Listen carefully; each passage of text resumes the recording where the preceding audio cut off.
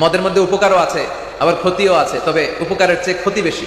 তো সাহাবারা মদ খাওয়া একটু কমিয়ে দিলেন, তারপরে সাহাবারা মদ খায়। বিশ্বনবীর মেয়ের জামাতা আলী রাদিয়াল্লাহু তাআলা আনহু মদ খায়া নামাজে দাঁড়াইছে। আপনারা বলেন আজহারি কি মুসলমান না কাফের? আরো জোরে বলেন, আসতে কইলে কিন্তু সমস্যা। দুইটা হাত তুলে স্বীকৃতি দেন। আজহারি নেই কি হুজুর দাড়িয়ালা টুপিয়ালা, ওই যে কয় ঠিক না বেঠিক, আমি বললাম এটা কি ওর বাপে কওলা করে দিয়ে গেছে। মিজানুর রহমান আজহারি ইনি কোন আকীদার লোক আমরা এখনো পুরা বুঝছি না। আপনারা ঝাড়ু, এটা বরিশালের ভাষায় বলে তিসা, তিসা, বুঝতে পারছেন? এই খবিসের বাচ্চাটাকে, এই মফিসটাকে এই পিসা দিয়ে পিটাই। যদি আজহারি সাহেব গোল টেবিলে বসেন অফলাইনে অথবা অনলাইনে, আমি 24 ঘন্টার জন্য তৈরি আছি। কত উঁচু মাজার দেখো, ভেঙে মাটির সাথে গুড়িয়ে দাও। অনেক মাজারের উপরে লম্বা মশারি টাঙানো আছে না নাই? ওর বাবারে মশাই কামড়ায়। ডক্টর মিজানুর রহমান, তোরে যদি সামনে পাইতাম না, তোর জুতা দিয়ে পিটাইতাম। কেন জানিস? তুই শেষ অবধি কাউবয় শব্দটা, কাউবয় শব্দটা ব্যবহার হয় কোন অর্থে? ঘোড়ার পিঠে চড়ে যে গরু চালায়, মানে গরুর রাখা। আমরা ঐক্যবদ্ধ থাকতে চাই, রাজি আছেন? আমরা আর কাদা ছড়াছড়ি করবো না। অনেক হয়েছে আন্না, এবার থামুন। অনেক হয়েছে আন্না। আসসালামু আলাইকুম, আমি আপনাদের কাছে দেখাবো মিজানুর রহমান আজহারি হুজুর ভুল বয়ান করে এবার কঠিন ভাবে ফেসে গেলেন, যা আপনারা দেখলে অবাক হয়ে যাবেন। তো আজকের এই ভিডিওগুলো অত্যন্ত গুরুত্বপূর্ণ, তো আমি আশা করব আপনারা সম্পূর্ণ ভিডিওটি দেখবেন। আর এই সম্পূর্ণ ভিডিওটি দেখলেই বিস্তারিত জানতে পারবেন। আর এই ভিডিওগুলো দেখানোর আগে আপনাদের কাছে আমার ছোট্ট একটি রিকোয়েস্ট, আপনারা যদি আমার চ্যানেলে নতুন হয়ে থাকেন তাহলে এরকম নিত্য নতুন আপডেট নিউজ সবার আগে পেতে আমার এই চ্যানেলটি সাবস্ক্রাইব করে আমার সাথেই থাকুন। আর এখন চলুন কথা না বাড়িয়ে আমরা এক এক করে ভিডিওগুলো দেখে আসি। ওই মালয়েশিয়া পলাতক এক বক্তা মাওলানা মিজানুর রহমান আজহারি, সে মাওলা আলীর মদ্যপানের তহমত দিয়েছিল। আমরা আমাদের ভাই গিয়াসউদ্দিন আত-তাহিরি সহ আমরা সবাই বজ্রকণ্ঠে প্রতিবাদ করেছিলাম। আমরা প্রতিবাদ করেছিলাম যে মাওলা আলী রাদিয়াল্লাহু তাআলা কোশ্চিন কালেও মদ্যপান করতে পারে না। এই কথা বলেন ঠিক কিনা? আহলে বাইতের সম্মান যারাই ছোট করতে চায়, আমরা আমাদের পক্ষ থেকে আমাদের সামর্থ্য অনুযায়ী আমরা প্রতিবাদ করেছি, করে যাচ্ছি। আপনারা দেখেন, এই আহলে বাইতের সম্মানকে ছোট করে বাংলাদেশে সহ সারা পৃথিবীতে একটা দল আছে, দলের নাম খারিজি নাসিবি, এখন বর্তমানে আবার নাম দিয়েছে আহলে হাদিস। এই কথা কোনটা ঠিক কিনা? যদি কেউ শুধু কারো নামের পিছনে হুসাইন আছে, আলী আছে, এই যে গত কয়েকদিন আগে আবু বকর মোহাম্মদ জাকারিয়া কুষ্টিয়া বিশ্ববিদ্যালয়ের অধ্যাপক, সে ফতোয়া দিল নামের শেষে যদি দেখে আলী আছে, হুসাইন আছে, বুঝে নিবেন সে শিয়াদের থেকে হাওলাত করে তার নাম গ্রহণ করেছে। একটু জোরে কন্যা নাউজুবিল্লাহ। আমার বাবারা ভাইরা দেখেন, এই আহলে হাদিসদের বড় হুজুর নাম হলো ইবনে তাইমিয়া। আমি দেখেন, আমরা আমাদের দলের পার্থক্যটা একটু নির্ণয় করে দিচ্ছি। আমরা কেন হক দল, কেন আমরা খারিজিদের সাথেও নাই, আমরা শিয়াদের সাথেও নাই, আমাদের পার্থক্যটা একটু আমি 1 মিনিটে নির্ণয় করে দিচ্ছি। একটু গভীরভাবে পর্যবেক্ষণ করুন আমার বাবারা ভাইরা। দেখেন, এই আহলে হাদিসদের বড় হুজুর ইবনে তাইমিয়া, তার একটা কিতাব আছে, কিতাবের নাম মিনহাজুস সুন্নাহ, খণ্ড নম্বর 7, পৃষ্ঠা নাম্বার 395। আমরা একটা হাদিস বলে থাকি যে আহলে বাইত হচ্ছে নূহ আলাইহিস সালামের স্ত্রী নেয়। এই কথা ঠিক কিনা? আজকে এই আহলে হাদিসের বড় হুজুর, ছোটদেরকে ধরতেছি না, আমি বড়দেরকে ধরতেছি, মাতাদেরকে। সেই মিনহাজুস সুন্নাহর মধ্যে কি লিখেছে জানেন? সে বলেছে এই হাদিসের নির্ভরযোগ্য কোনো কিতাবে নাই, এবং সে বলতেছে এই হাদিসের কোন সহিহ সনদ তো দূরের কথা, কোন নির্ভরযোগ্য সনদ নেই।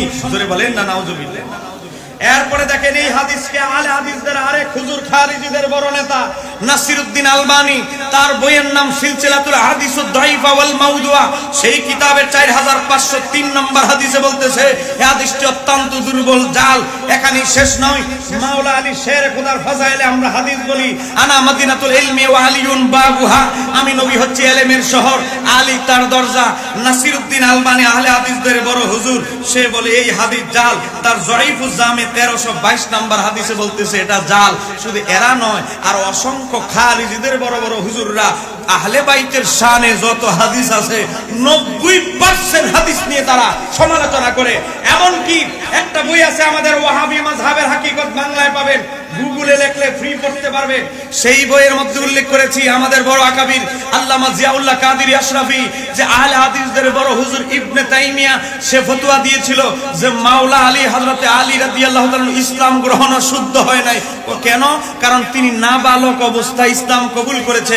নাবালকের ইসলাম শুদ্ধ নয়। আমার বাবার ভাইয়েরা, এই ইবনে তাইমিয়া থেকে শুরু করে যত খারিজিরা আহলে বাইতের সম্মানকে ছোট করেছে, যুগের পর যুগ, শতাব্দীর পরে শতাব্দী আমাদের আকাবিররা খারিজি নাসিবীদের জবাব দিয়েছে। পাশাপাশি যারা আহলে বাইতের নামে অতিরঞ্জিত করে সাহাবীদেরকে গালমন্দ করেছে, আমাদের বড় বড় সমস্ত মুজাদ্দিদরাও তাদের খণ্ডন করেছে। এই কথা বলেন ঠিক কিনা? আমি ছোট মানুষ হিসাবে ডক্টর মিজানুর রহমান আজহারী ভাইয়ের কাছে একটা ছোট্ট আবদার রাখবো। উনি রাতের বেলার মাহফিল করার থেকে দিনের বেলা মাহফিল করাটা ওনার উপরে এখন ওয়াজিব হয়ে গেছে। রাতের বেলা মাহফিলে অনেক দূর দূরান্ত থেকে মানুষ আসে। এই মাহফিলের ময়দানে এত লক্ষ মানুষ, যে লক্ষ লক্ষ মানুষ মাঠ ছাড়তে লাগে 5 ঘন্টা। এজন্য আমি আমার বড় ভাইটাকে আমি আকুল আবেদন করে বলবো যে আমার ডক্টর মিজানুর রহমান আজহারী ভাই যেন প্রতিটা জেলায় হোক আর প্রতিটা বিভাগে হোক, তিনি যেন দিনের বেলা মাহফিল করে। জোহর বাদ অথবা জোহরের আগে যদি তার মাহফিলটা মানুষ যায়, বাড়ি আসাটা তাদের জন্য সহজ হয়। এই জন্য আমি এই ছোট্ট মানুষের আবদারটা যদি তার পছন্দ হয়, তাহলে হয়তো গুরুত্ব সহকারে দেখবেন। দিনের বেলার মাহফিলটা যত সুন্দরভাবে তার শৃঙ্খলা বজায় রেখেছে, রাতের বেলার মাহফিলগুলোতে একটু হলেও বিশৃঙ্খলা সৃষ্টি হয়েছে। যত লক্ষ লক্ষ মানুষ আজকে বাংলার জমিনে তার জন্য পাগল। এই জন্য ছোট মানুষ হিসাবে আবদার করব আমরা যে তার মাহফিলটা রাতে থেকে কখন সুন্দর, রাতে থেকে কখন সুন্দর, দিনে। আল্লাহ রাব্বুল আলামিন আল্লাহর এই গোলামটাকে কবুল করুক, বলেন আমিন। আরো একটু জোরে বলেন আমিন। কোরআনের জন্য আল্লামা সাঈদী রাহিমাহুল্লাহর সম্মান বেড়েছে, কোরআনের জন্য নিজামীর সম্মান বেড়েছে, কোরআনের জন্য কাদের মোল্লার সম্মান বেড়েছে, কোরআনের জন্য ডক্টর মিজানুর রহমান আজহারীর সম্মান বেড়েছে, কোরআনের জন্য আবু বকর, ওমর, ওসমান, আলী সবার সম্মান বেড়েছে। পরশুরামবাসীও যদি আজ থেকে কোরআন মেনে মেনে জীবন গঠন করে, তাদের সম্মান আল্লাহ আসমান পর্যন্ত বাড়িয়ে দেবে। ইন্নাহু লাকুরআনুন কারীম ফি কিতাবিন মাকনুন লা ইয়ামাসসুহু ইল্লাল মুতাহহারুন। কোরআন এমন একটা কিতাব, কোরআনের সাথে সম্পর্ক যাদের হয় তাদের সম্মান আর মর্যাদা বাড়িয়ে দেন তিনি কে? আরো জোরে বলেন তিনি কে? আসসালামু আলাইকুম। ডক্টর মিজানুর রহমান আজহারী একজন পরিচিত মুখ, অনেকের কাছে প্রিয়। তার ওয়াজ মাহফিল, তার তাফসীর মাহফিল শুনতে বাধ্য কিনা, আমাকে বাধ্য করা যাবে কিনা?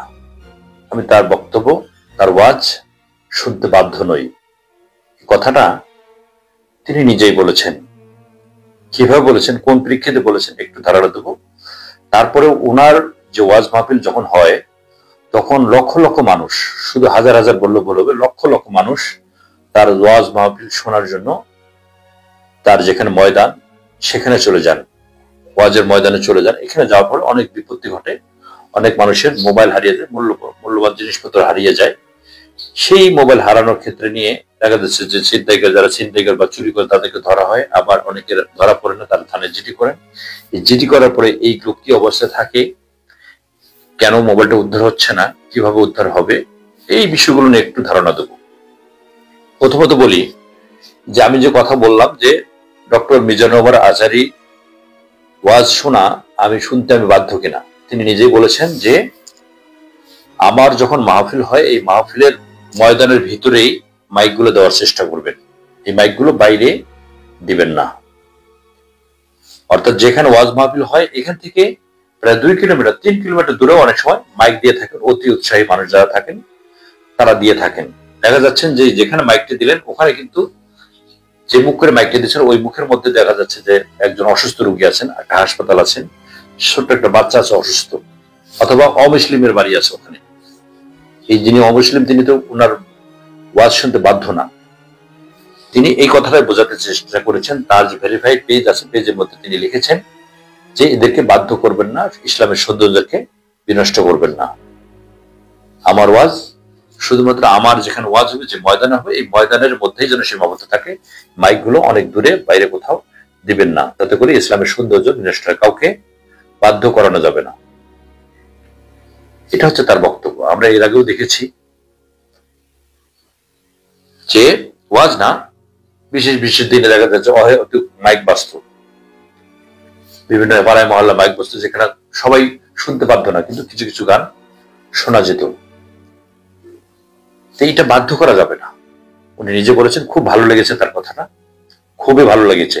এমনিতে তার ওয়াজ, তার কথা সবকিছুই ভালো লাগে, সবকিছুই ভালো, কিন্তু এই যে কথাটা বলেছেন এটা আরো মুগ্ধ করেছে আমাকে। এই জন্য আমার তার যে মুগ্ধতা, তার কথায় যে মুগ্ধ হয়েছে কথাটা শোনার পরে আমার ভালো লেগেছে। কেননা অসহায় কিছু মানুষ থাকে, একদম অসহায় হয়ে যায় যখন বিছানায় শুয়ে থাকে, খুব অসুস্থ, ওই সময় তার কানের কাছে সব অনবরত একটা না 2 ঘন্টা 4 ঘন্টা একটা মাইক বাজবে, বলতে পারে না যেটা বন্ধ করেন, সইতে পারতেছে না, এরকম অনেক সময় হয়ে থাকে। তো এই কথাটা উনি অনুধাবন করতে পেরেছেন, এই জন্য আমি আরো ভালো লাগলো যে উনি এই কথাটা নিজে থেকে বলেছেন। অন্য কেউ বললে সমস্যা হইতে পারে, উনি নিজে থেকে বলেছেন, এটা ভালো লাগার বিষয়, আমার খুব নাড়া দিয়েছে। আমি এগুলো বেশি কথা বলতে চাচ্ছিলাম না, তারপরেও যেহেতু ওনার এই কথাটা আমাকে নাড়া দিয়েছে, এই জন্য আপনাদেরকেও শেয়ার করলাম।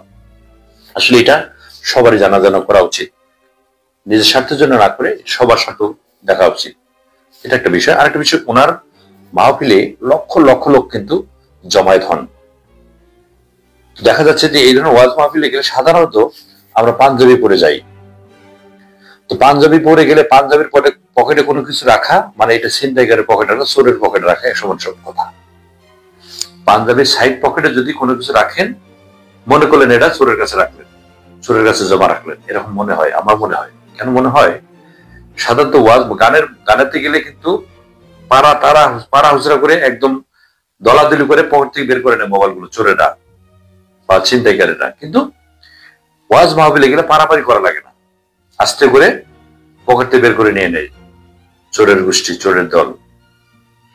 তো এই কারণে আমার মনে হয় মোবাইলে ওখানে যখন যাবেন ওয়াজ মাহফিলে, প্রথমত যারা ওয়াজ মাহফিলে ওয়াজ শুনতে যান, মোবাইলটা সতর্ক রাখবেন, পাঞ্জাবির এই পকেটে বা ডান পাশে বাম পাশে পকেটে না রাখার চেষ্টা করবেন, হাতে রাখার চেষ্টা করবেন, অথবা প্যান্টের পকেটে রাখার চেষ্টা করবেন।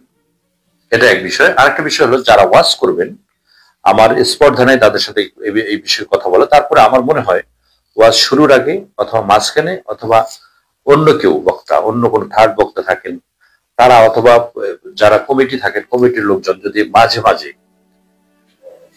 মাঝে উপস্থাপনার ফাঁকে ফাঁকে 1 মিনিট যদি স্মরণ করিয়ে দেন যে আপনাদের মোবাইল গুলো বা নিজস্ব যে মূল্যবান মালামাল গুলো নিজ দায়িত্বে রাখবেন, সতর্ক থাকবেন, এটুকু যদি একটু ওয়াজ মাহফিলের ফাঁকে ফাঁকে একটু সচেতন করে দেওয়া যায়, একটু সতর্ক করে দেওয়া যায়, আমার মনে হয় এই জিনিসগুলো কম হবে। কেননা এই লক্ষ লক্ষ লোকের মাঝখানে দেখা যাচ্ছে যে 100, 200, 400, 500 মোবাইল হারিয়ে যায়। এই যে মোবাইলগুলো যখন হারায়, দেখা যাচ্ছে পরের দিন যে থানা এলাকায় এই ওয়াজ মাহফিল হয়েছে সেই থানায় ভেরি লেগে যায় জিডি করার জন্য, যে আমার মোবাইল হারিয়েছে, আমার মোবাইল হারিয়েছে। জিডি করার পরে কিন্তু হেরিক লেগে যায়, যার কাছে জিডি আছে সেই অফিসারের কাছে ফোন করে যে আমার মোবাইলটা হারিয়ে গেছে, পাইছেন কিনা, কি অবস্থা, কত দূর অগ্রগতি, এই ধরনের ফোন করা শুরু করেন। আমার মনে হয় এই জিনিসগুলো বন্ধ হবে কখন, যদি আপনি একটু সতর্ক থাকেন, একটু সচেতন হন।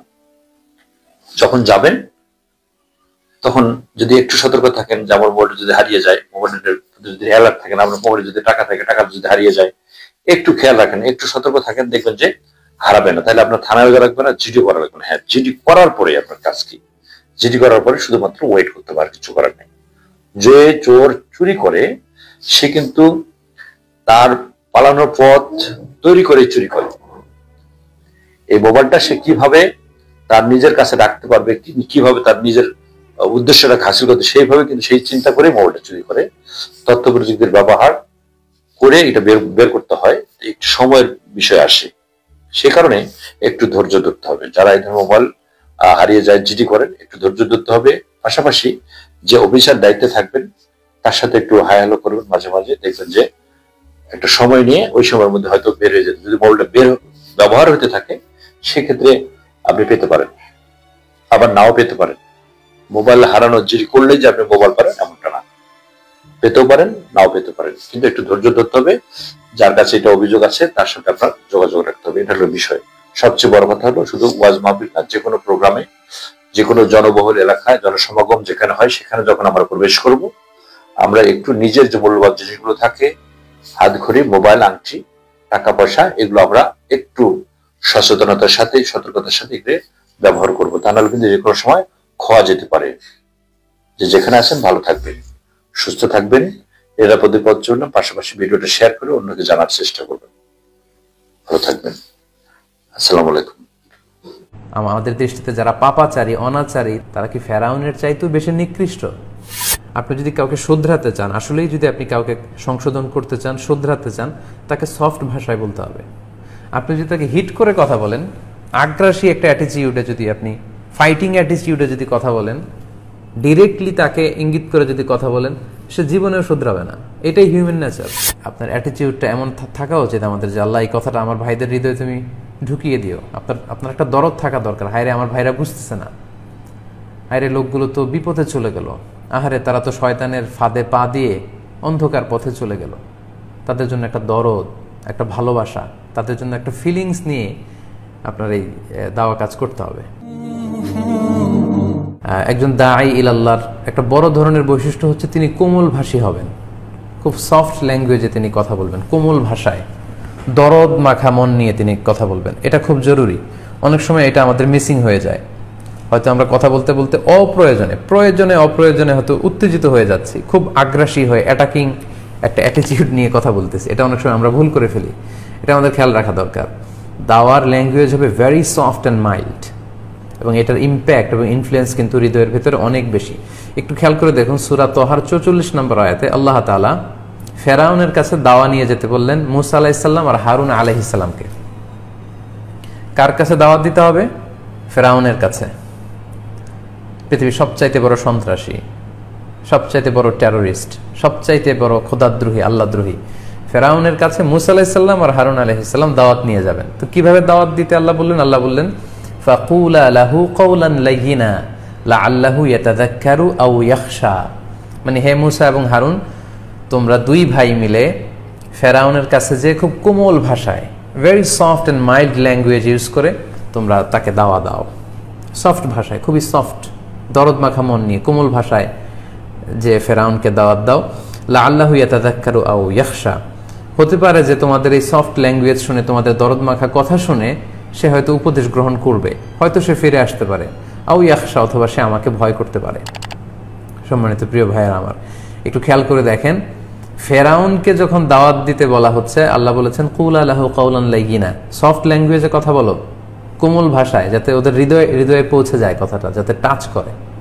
তো এখন আমাদের আশেপাশে যারা অন্যায় করছে, যাদেরকে আমরা অন্যায়কারী বলি, আমাদের দৃষ্টিতে যারা পাপাচারী, অনাচারী, তারা কি ফেরাউনের চাইতেও বড় অনাচারী?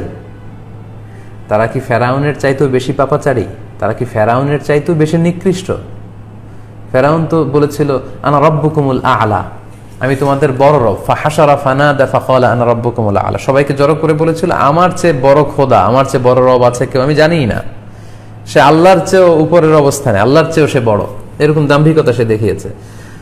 এত বড় সন্ত্রাসীর কাছে, জালিমের কাছে দাওয়াত যখন দিতে বলা হলো, আল্লাহ বললেন ফাকুলা লাহু কাওলান লাইয়িনা, হে মুসা এবং হারুন সফট ল্যাঙ্গুয়েজ ইউজ করো, মর্মস্পর্শী, হৃদয়স্পর্শী ভাষা দিয়ে তার সাথে কথা বলো, তাকে দাওয়াত দাও, দরদ মাখা হৃদয় নিয়ে দাওয়াত দাও। সো এটা অনেক সময় আমরা মিসিং করে ফেলি। আপনি যদি কাউকে শুধরাতে চান, আসলেই যদি আপনি কাউকে কারেকশন করতে চান, কারেক্ট করতে চান, সংশোধন করতে চান, শুধরাতে চান, তাকে সফট ভাষায় বলতে হবে। আপনি যদি তাকে হিট করে কথা বলেন, আগ্রাসী একটা অ্যাটিটিউডে যদি আপনি, ফাইটিং অ্যাটিটিউডে যদি কথা বলেন, ডিরেক্টলি তাকে ইঙ্গিত করে যদি কথা বলেন, সে জীবনেও শুধরাবে না। এটাই হিউম্যান নেচার। মানুষকে কোমল ভাষায় যদি বলা যায়, দরদ দিয়ে যদি বলা যায়, তাহলে হয়তো সে শুনবে। অর্থাৎ একটা, যারা ভুল করছে, যারা অন্যায় করছে, আমাদের দৃষ্টিতে যারা পাপাচারী, যারা ভুল করেছে, যারা সঠিক পথে নেই, তাদের জন্য একটা ভালোবাসা আমার হৃদয়ে থাকতে হবে। অর্থাৎ আমি যে তার শুভাকাঙ্ক্ষী, এটা তার ফিল করতে হবে। সেজন্য ফিল করে যে শুভাকাঙ্ক্ষী। আপনি যখন দাওয়া কাজ করতে যাবেন আগে তাদের জন্য দোয়া করা উচিত। একটা টপিক নিয়ে যখন আপনি কথা বলবেন আপনার অ্যাটিটিউডটা এমন থাকা উচিত আমাদের যে আল্লাহ এই কথাটা আমার ভাইদের হৃদয়ে তুমি ঢুকিয়ে দিও। আপনার একটা দরদ থাকা দরকার, হায়রে আমার ভাইরা বুঝতেছে না, হায়রে লোকগুলো তো বিপদে চলে গেল, আহারে তারা তো শয়তানের ফাঁদে পা দিয়ে অন্ধকার পথে চলে গেল। তাদের জন্য একটা দরদ, একটা ভালোবাসা, তাদের জন্য একটা ফিলিংস নিয়ে আপনার এই দাওয়া কাজ করতে হবে। তো এটা আমরা অনেক সময় মিস করে ফেলি। এই কোমল ভাষায় দরদ মাখা মন নিয়ে দাওয়াটা যে পৌঁছাতে হয় তার বিপরীতে আমরা প্রায়ই হয়তো উত্তেজনা ছড়িয়ে ফেলি, হয়তো খুব বেশি অ্যাগ্রেসিভ হয়ে যাই, এবং আমরা হয়তো ভাবছি যে এটাই হয়তো রাইট অ্যাপ্রোচ, কিন্তু অনেক সময় এটা হিতে বিপরীত হয়ে যায়। আমরা যদি রাসূল সাল্লাল্লাহু আলাইহি ওয়াসাল্লামের জীবনের দিকে তাকাই তাহলে আমরা দেখব যে আল্লাহ তাআলা বলছেন ফাবিমা রাহমাতিন মিনাল্লাহি লিনতা লাহুম, নবী হে আল্লাহর রহমতে আপনি, আল্লাহর মেহেরবানিতে আপনি কোমল হৃদয়ের অধিকারী হয়েছেন। লিনতা লাহুম ওয়ালাউ কুনতা ফাদ্দান গালিযাল কলবি লানফাদ্দু মিন হাওলিক, আপনি যদি কর্কশ ভাষী হতেন, রূঢ় ভাষী হতেন, অ্যাগ্রেসিভ হতেন, আগ্রাসী মনোভাবের হতেন, আপনার থেকে লোকেরা ভেগে ভেগে পালিয়ে যেত। এই যে এখন আপনাকে দেখলে, আপনার কোমল হাসি দেখলে, আপনার দরদ মাখা কথা দেখলে যেমনি আপনার চারদিকে লোকজন ভিড়তে থাকে, এরকম ভিড়তো না, আপনাকে ছেড়ে সবাই পালাতো। সো এটা আমাদের খেয়াল রাখা দরকার। অনেকে বলে যে রাসূল সাল্লাল্লাহু আলাইহি ওয়াসাল্লাম তো ভাষণ দিতেন, গরম ভাষণ, চোখ লাল হয়ে যেত, গড়গড় করতেন, কণ্ঠ উঁচু হয়ে যেত। রাসূল সাল্লাল্লাহু আলাইহি ওয়াসাল্লামের সব ভাষণ এরকম ছিল না। যেই ভাষণগুলো তেজস্বী জ্বালাময়ী ভাষণ দেওয়া দরকার ছিল, এগুলো রাসূল সাল্লাল্লাহু আলাইহি ওয়াসাল্লামের তেজস্বী ভাষণে দিতেন। কিন্তু রাসূল সাল্লাল্লাহু আলাইহি ওয়াসাল্লামের বেশিরভাগ কথা, রাসূল সাল্লাল্লাহু আলাইহি ওয়াসাল্লামের বেশিরভাগ দাওয়া অ্যাপ্রোচ ছিল কোমল দরদি একটা হৃদয় নিয়ে তিনি কথা বলতেন। সাহাবারা বলতেন ওয়াজিলাত মিনহাল কুলুব, রাসূল সাল্লাল্লাহু আলাইহি ওয়াসাল্লামের কথা শুনে আমাদের হৃদয় গলে যেত। যারাফাত মিনহাল উয়ুন, আমাদের চোখ দিয়ে দাঁড় দাঁড় করে পানি নামতো বিষ্ণু সাল্লাল্লাহু আলাইহি ওয়াসাল্লামের এই চমৎকার কথাগুলো শুনে।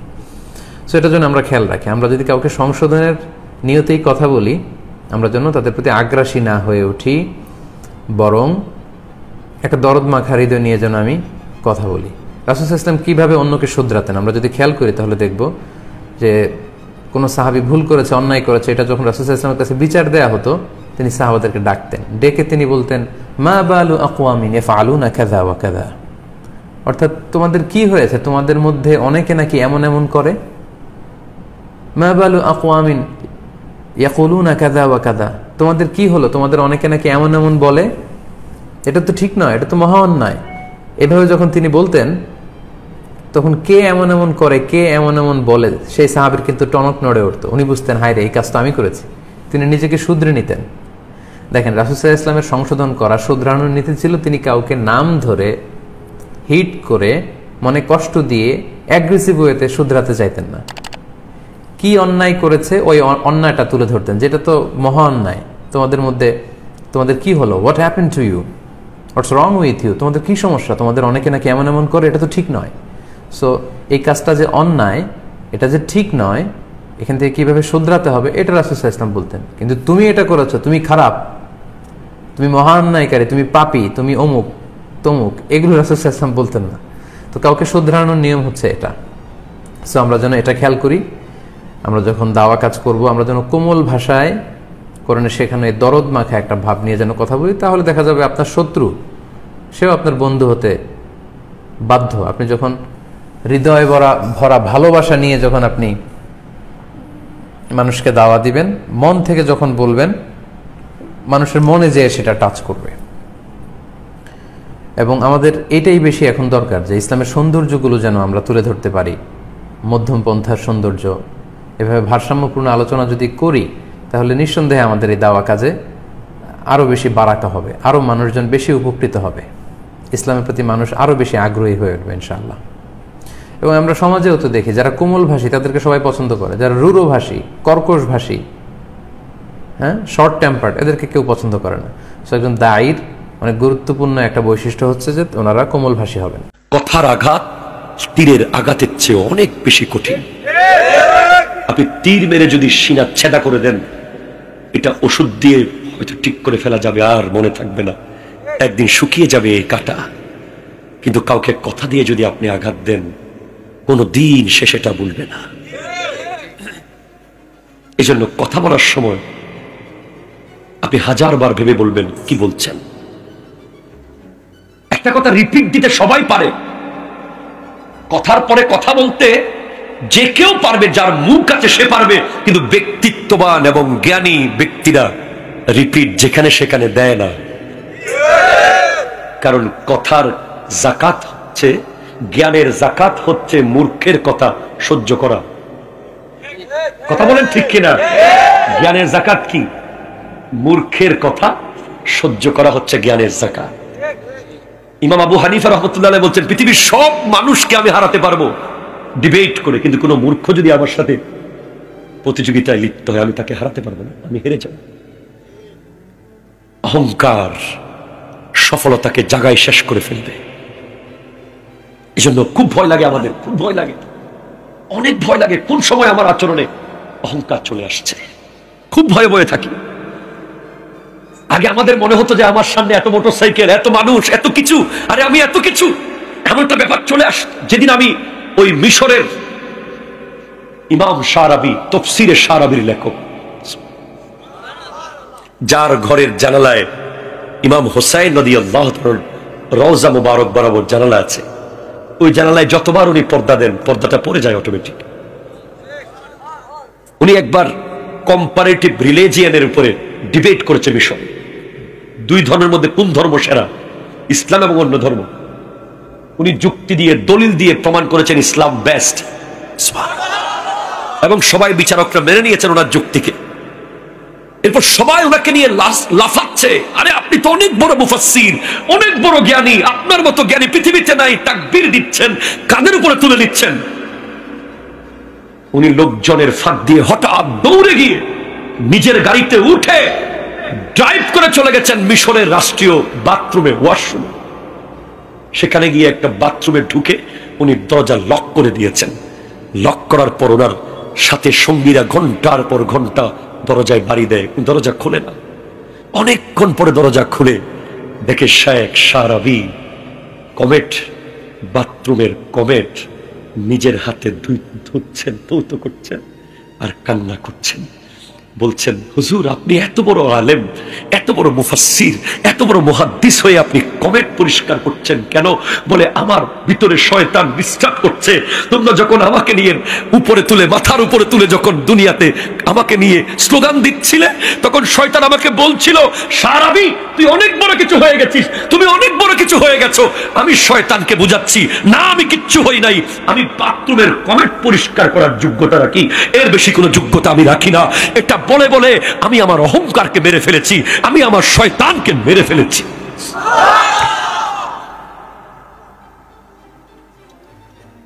এটাই। অথচ গোটা মিশরের শ্রেষ্ঠ মুফাসসিরদের একজন, যার লিখিত তাফসীর আছে, অহংকার সফলতাকে মেরে ফেলে। কখনো অহংকার করবেন না। এই দুনিয়াতে বিপদ, আপদ, কষ্ট, ঝুঁকি, স্ট্রাগল, পার্থক্য, অসুস্থতা, এগুলো নিয়ে আমাদেরকে টিকে থাকতে হয়। এটা দুনিয়ার ফিচার।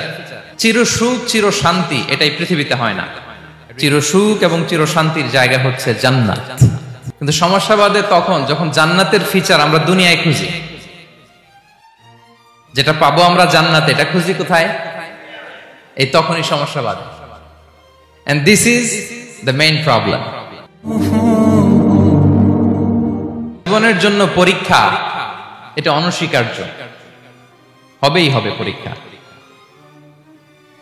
পৃথিবীর জীবনটাই এমন, এভাবেই এই লাইফকে ডিজাইন করা হয়েছে। পরীক্ষা থাকবে, এখানে বিপদ থাকবে, এগুলো উত্তীর্ণ হয়ে আপনাকে যেতে হবে। চির সুখ, চির শান্তি এটাই পৃথিবীতে হয় না। চির সুখ এবং চির শান্তির জায়গা হচ্ছে জান্নাত। চির সুখ এবং চির শান্তি কোথায়? এটা জান্নাতের বৈশিষ্ট্য। চির সুখ, চির শান্তি, টেনশন নাই, ঝামেলা নাই, পরীক্ষা নাই, বিপদ নাই, রিস্ক নাই, স্ট্রাগল নাই। এটা হচ্ছে দ্য ফিচার্স অফ জান্নাত, জান্নাতের ফিচার। কিন্তু সমস্যা বাদে তখন যখন জান্নাতের ফিচার আমরা দুনিয়ায় খুঁজি, যেটা পাবো আমরা জান্নাতে, এটা খুঁজি কোথায়? এই তখনই সমস্যা বাদে। And this is the main problem. এটাই বড় সমস্যা। এই সমস্যার সমাধান কোথায়, এটা নিয়ে আজকে আমি কিছু কথা অ্যাড্রেস করবো ইনশাআল্লাহ। তো তাহলে আসুন শুনি জান্নাতের ফিচার কি। জান্নাতের কমন একটা ফিচার হচ্ছে জান্নাতে there will be no sickness in paradise. জান্নাতে কোনো অসুস্থতা থাকবে না, চিরসুস্থ। সুবহানাল্লাহ পড়েন। চিরসুস্থ, চির সবল, কেউ অসুস্থ হবে না জান্নাতে।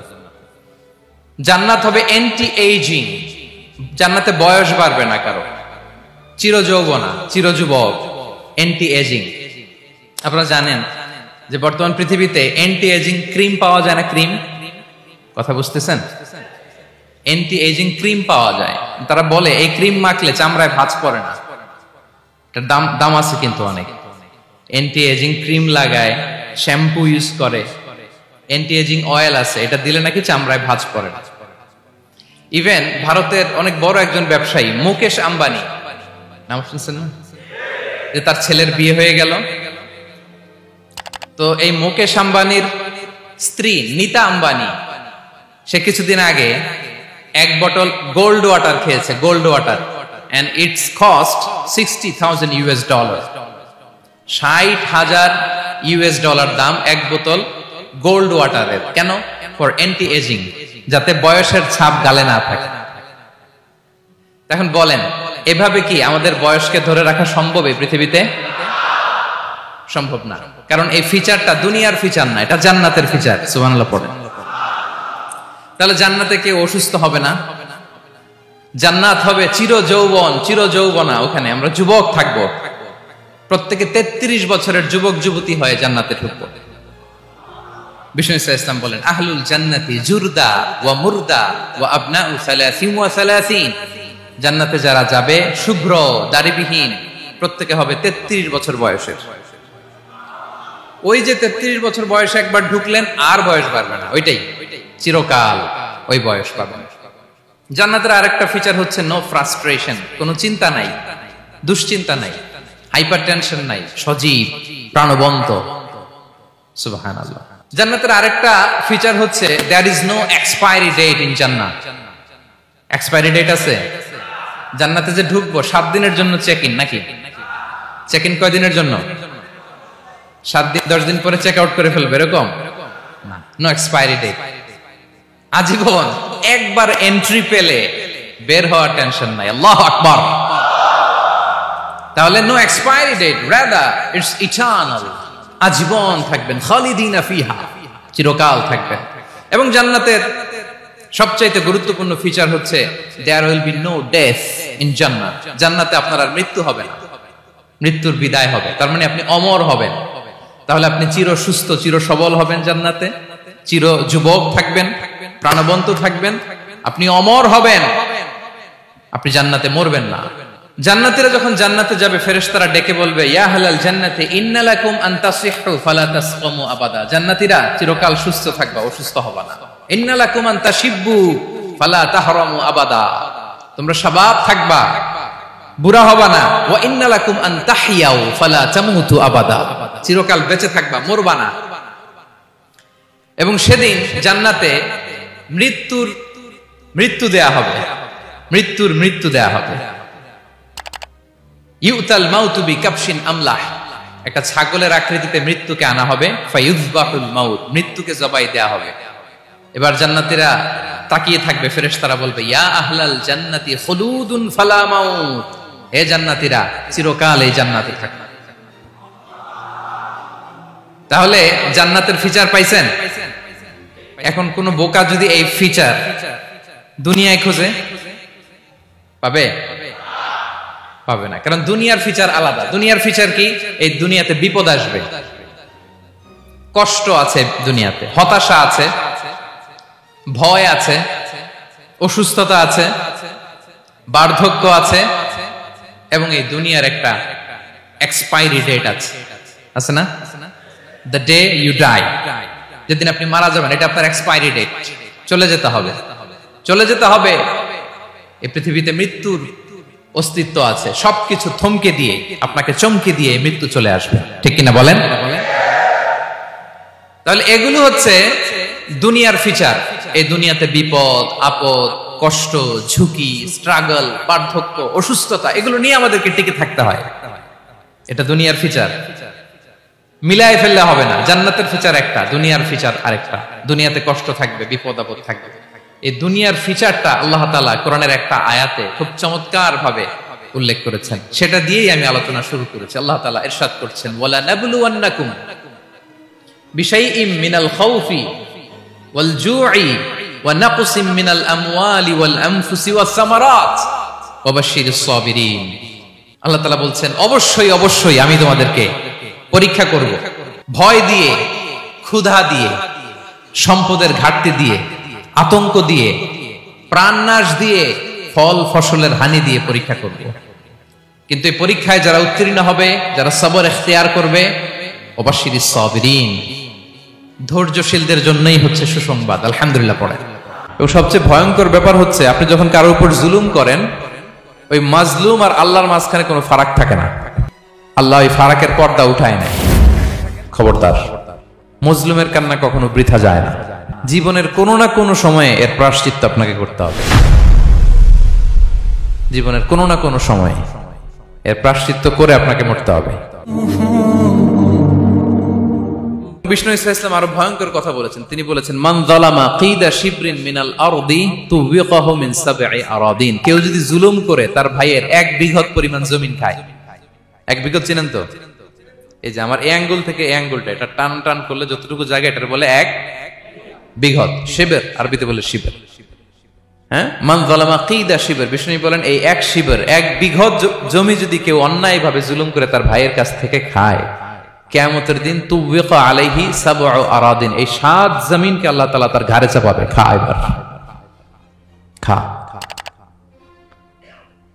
অন্যের জমি খাওয়ার এত শখ ছিল, এবার 7 জমিন ঘাড়ে কর।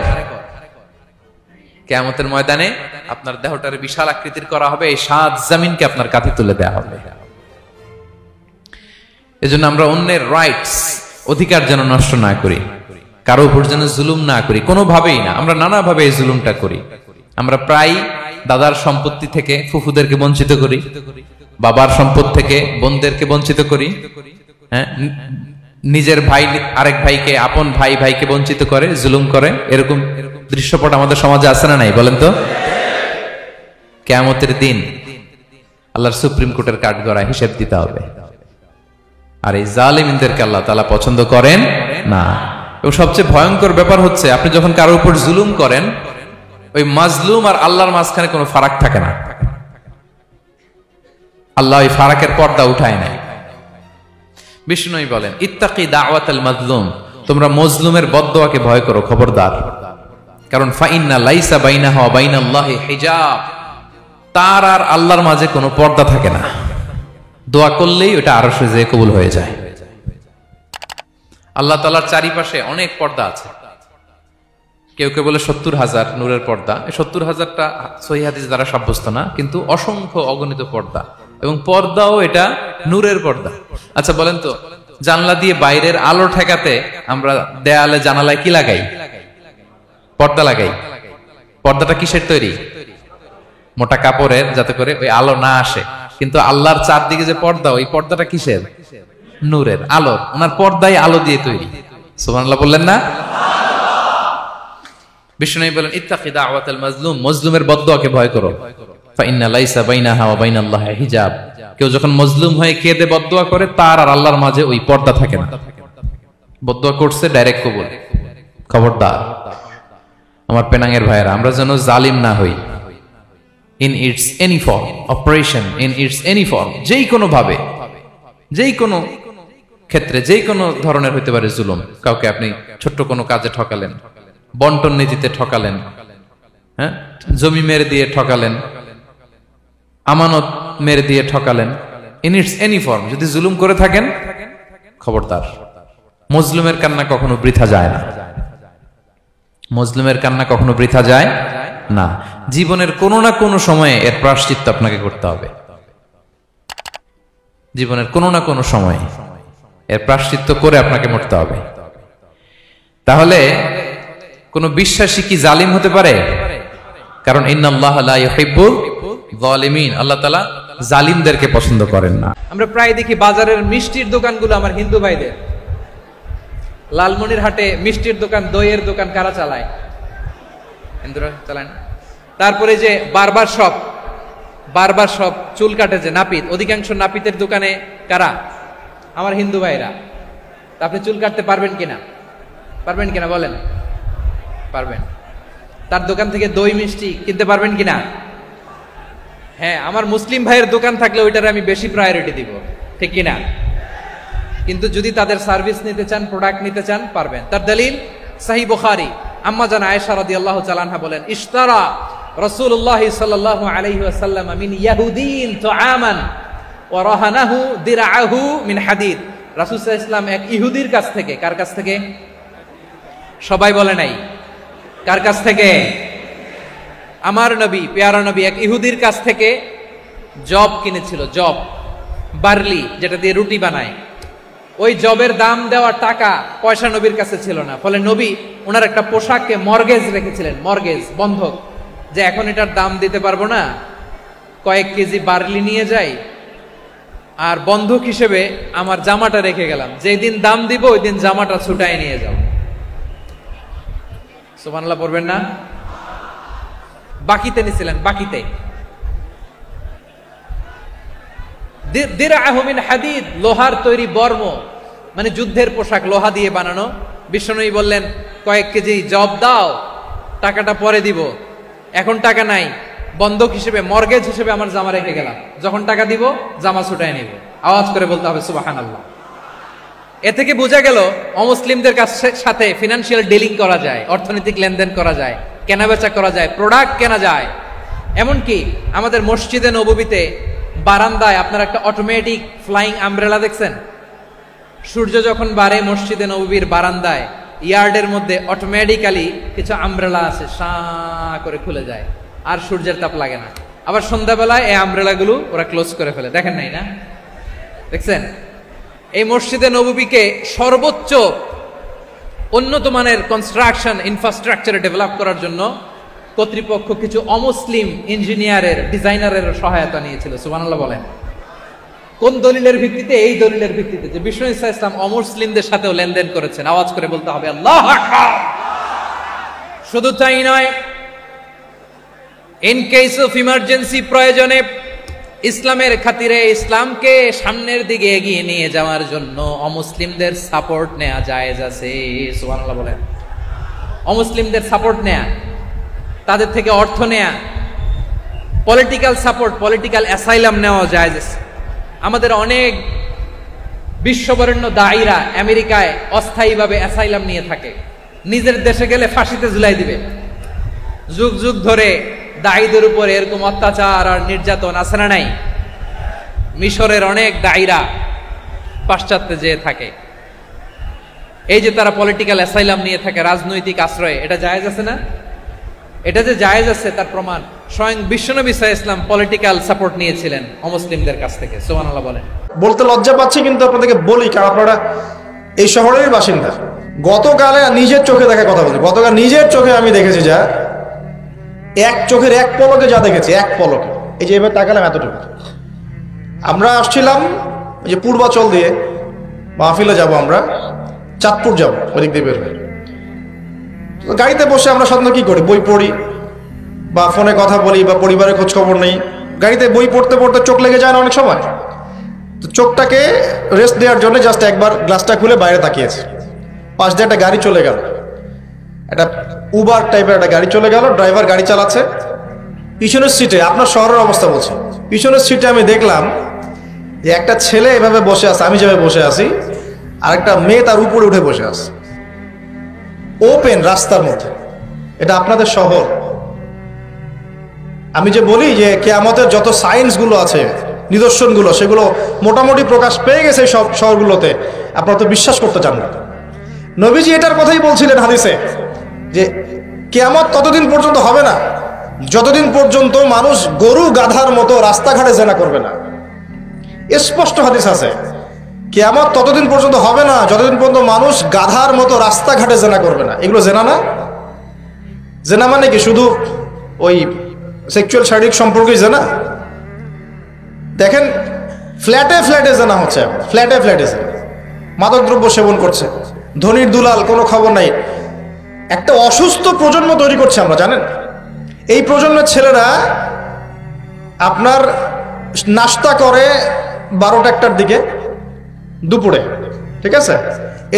এদের রাত হয় এই যে 12টা-1টা পর্যন্ত ঘোরাফেরা করে, ফজরের নামাজের সময় ঘুমায়, ফজর নামাজটা পড়ে ঘুমায় না, কিন্তু ফজর নামাজের সময় ঘুমায়, উঠে দেখবেন 12টা-1টায় নাস্তা করে 12টা-1টার দিকে। এরা সালাম দিতে লজ্জাবোধ করে, এরা সালাম দিতে লজ্জা পায়, পিতাকে সালাম দিতে লজ্জা পায়। হ্যাঁ, টাকনুর উপরে কাপড় দাড়ি রাখা এদের কাছে মনে হয় ব্যাকডেটেড থিঙ্কিংস। হ্যাঁ, এরা পাপকে পাপ মনে করে না, মাদককে এরা স্বাভাবিক মনে করে, জেনাটাকে স্বাভাবিক মনে করে, ফ্রি মিক্সিং জেনাটা খুব স্বাভাবিক, বয়ফ্রেন্ড গার্লফ্রেন্ড খুব স্বাভাবিক বিষয়, ঠিক আছে? বাপের টাকা পয়সা থাকলে এগুলো নিয়ে বন্ধুদের সাথে মজ মাস্তি করাটাকে এটা ফ্যাশন মনে করে, টাকা উড়িয়ে দেখে ফ্যাশন মনে করে। ওই টাকা পয়সা কামাই করতে পিতাদের কত কষ্ট হয়েছে ওরা জানে না, পিতারা জানে।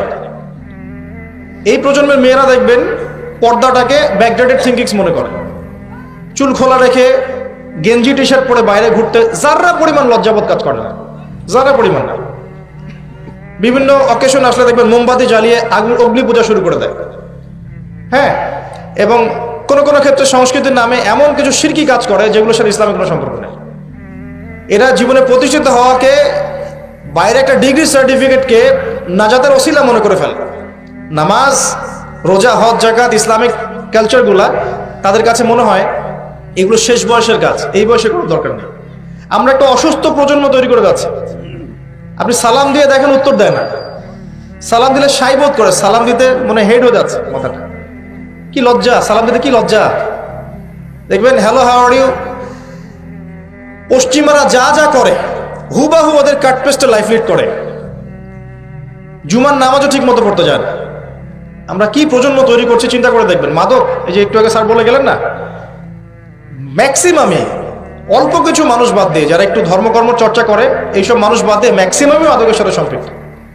আমি দেখাচ্ছিলাম প্রিয় ভাইয়েরা এবং পর্দার আড়ালে বোনেরা যারা আছেন, যে কিয়ামতের সাইন্সগুলো কিন্তু চলে আসছে। এখন এই প্রজন্মের দায়িত্ব কিন্তু আপনার হাতে। এই প্রজন্মের দায়িত্ব কার হাতে বলেন? এই শহরের দায়িত্ব কার হাতে? শুধু কি আলেম ওলামার হাতে? শুধু কি প্রশাসনের হাতে? এই শহরকে আপনি পাপমুক্ত করবেন কিভাবে? আপনাদের আমাদের কোনো ভূমিকা নাই? কি যে হচ্ছে কল্পনা করতে পারছেন না। একটা চিত্র দেখছেন না, লাখ লাখ ছেলে দাঁড়িয়ে একটা পর্দার সামনে দাঁড়িয়ে আছে, গোল কখন হবে এই জন্য দেখছেন না? মিডিয়া এগুলো প্রমোট করছে না? ভাবখানে এমন যে কত সুখে আছি আমরা, তাই না? কি সুখ আমাদের। খেলা হচ্ছে, আমরা গোল গোল চিল্লাচ্ছি। খেলছে কোন টিম, সেই টিম আমাকেও চিনে না, আমার দেশের নামও জানে কিনা আল্লাহু আলাম। আমরা নাচানাচি করছি মাশাআল্লাহ, আমরা মারামারি করছি, কেউ মার্ডার হচ্ছে, কেউ আবার শোকে স্ট্রোক করে মারা যাচ্ছে, তাই হচ্ছে না? এমন কেন জাতিগতভাবে আমরা এমন কেন হলাম? জাতিগতভাবে আমাদের কোনো ব্যক্তিত্ব নাই, আমাদের কোনো গায়রত নাই। ডক্টর আফিয়া সিদ্দিকী তার নাম। আজ 16 বছর যাবৎ আমেরিকার কুখ্যাত একটি কারাগারের মধ্যে বন্দী আছে। আমেরিকার সৈন্যরা দিনের পর দিন যাকে লাগাতার ধর্ষণ করেছে, যার শরীর হিংস্র কুকুর দিয়ে কামড়িয়েছে, তার দাঁতগুলোকে প্লাস দিয়ে টেনে টেনে ভেঙে ফেলেছে। একজন হাফেজা 3টা পিএইচডি ডিগ্রি তার আছে। একটাই অপরাধ, তিনি কোরআনের দাওয়াত দিতেন আমেরিকার জমিনে। গোটা পৃথিবীব্যাপী তিনি কিছু দাওয়াতি কার্যক্রম করেছিলেন, আর আমেরিকার হায়নারা তাকে জঙ্গি, উগ্রবাদী, সন্ত্রাসী এই তকমা দিয়ে তাকে আজ 16টা বছর তার কারাগারে বন্দী করে রেখেছে। 16 বছর যাবৎ তার 3টি বাচ্চা, স্বামী, কারো কোনো খোঁজ নাই। ডক্টর আফিয়া সিদ্দিকার বোন তার সাথে দেখা করতে পেরেছে। সে দেখা করে বলল, আমি আমার বোনকে দেখলাম, আমার বোনের দাঁতগুলো আর অক্ষত নাই, দাঁতগুলো ভেঙে ফেলা হয়েছে, তার শরীরটা জায়গায় জায়গায় ক্ষত বিক্ষত হয়ে গেছে, মাংস নাই, তার চেহারাটা থেতলে দেয়া হয়েছে। ঈমানের পরীক্ষায় তিনি অটল। তাকে অফার করা হয়েছে, ডক্টর আফিয়া সিদ্দিকাকে অফার করা হয়েছে। আমেরিকার সৈন্যরা ডক্টর আফিয়া সিদ্দিকীর সামনে কোরআন রেখে দিয়েছে। তাকে বলেছে, তুমি যদি কোরআনকে পা দিয়ে মারিয়ে হেঁটে যেতে পারো, তোমাকে আমরা মুক্তি দিয়ে দেব। তিনি বলেছেন, অসম্ভব, আমার জীবন চলে যাবে, কোরআনের গায়ে আমি একটা আঁচড়ও দিতে পারবো না। সুবহানাল্লাহ, বাসায় যে কোন একজন বোন ইমানের পরীক্ষা দিচ্ছে, জীবন চলে যাবে, তবুও ইমান ছেড়ে দিচ্ছে না। ডক্টর আফিয়া সিদ্দিকাকে বলা হলো, তুমি শিরিক করো আল্লাহর সাথে, ইমান বাদ দাও। তিনি বললেন, অসম্ভব, ইমান বাদ দিতে পারবো না, প্রয়োজনে জীবন বাদ দিয়ে দিলাম, জীবন নিয়ে নাও। আল্লাহু আকবার। এই হচ্ছে ইমান। তুমি তার ইমানের মূল্য বুঝবা কিভাবে? ডক্টর আফিয়া সিদ্দিকার ইমানের মূল্য তুমি বুঝবা কিভাবে? তুমি তো সেই বান্দা নির্বাচনের সময় 500 টাকা পেলে ইমান বিক্রি করে দিয়ে এক হারামখোরে ভোটটা দিয়ে দিতে পারো। এজন্য তুমি ইমানটা বুঝবা না। ডক্টর আফিয়া সিদ্দিকার দিকে তাকাও, ইমান কি জিনিস শেখো তার কাছ থেকে। এই আমেরিকা ডক্টর আফিয়া সিদ্দিকীকে একজন সন্ত্রাসী আর উগ্রবাদী বলে 16 বছর কারাগারে রেখে দিচ্ছে। অথচ আপনারা জানেন কিনা আমি জানি না, গোটা পৃথিবীতে সন্ত্রাসীদেরকে লালন পালন করে, সন্ত্রাসীদেরকে আশ্রয় প্রশ্রয় দেয়, এমন যদি কোনো দেশ থাকে সেটাই আমেরিকা। কথা কি ঠিক না ব্যাঠিক? যেমন গোটা পৃথিবীর সবচেয়ে বড় সন্ত্রাসী রাষ্ট্র হচ্ছে ইসরায়েল, আর ইসরায়েলকে ফিলিস্তিনিদেরকে মারার জন্য সব সময় টাকা পয়সা দিয়ে, অস্ত্র শস্ত্র দিয়ে সহযোগিতা করছে আমেরিকা।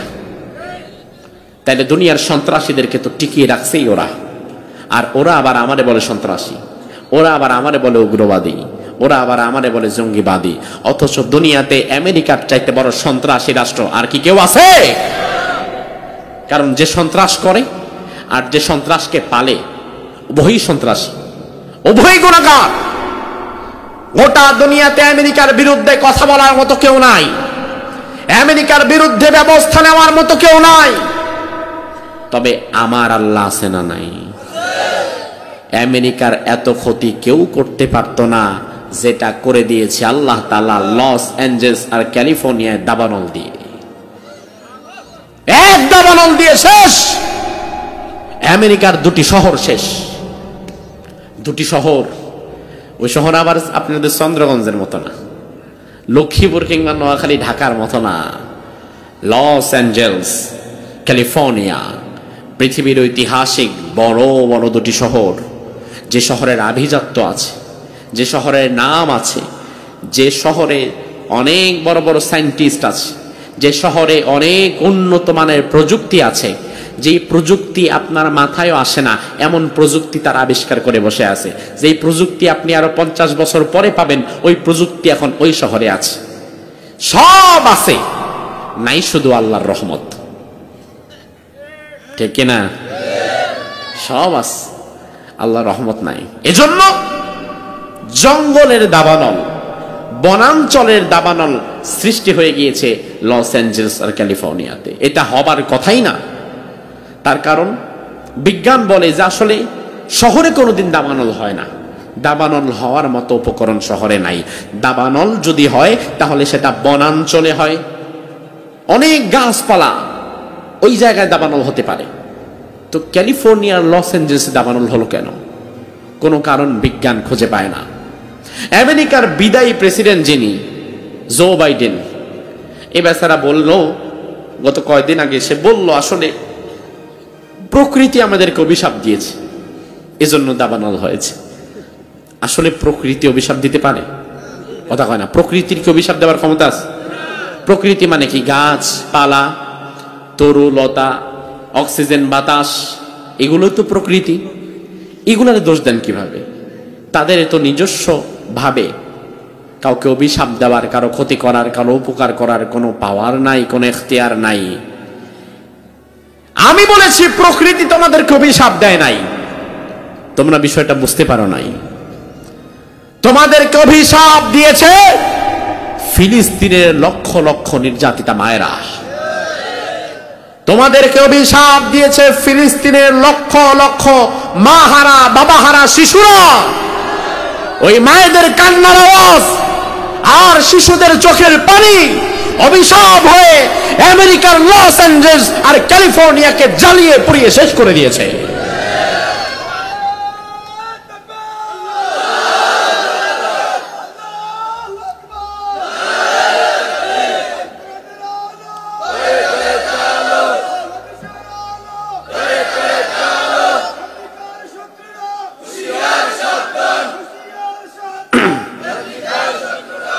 মুসলমানদের উপরে যে আঘাত করা হয় সে আঘাতগুলো একদিক থেকে না, চতুর্দিক থেকে।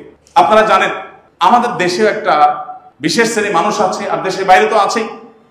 আমাদের মুসলমানদেরকে এমন ভাবে ট্রিট করা হয় যেন আমরা মুসলমানরা দুনিয়ার সমস্ত অশান্তির জন্য দায় আমাদের, আমরা সব অশান্তিকামী, আমরা সব উগ্র, আমরা সব সকল সমস্যার মূল।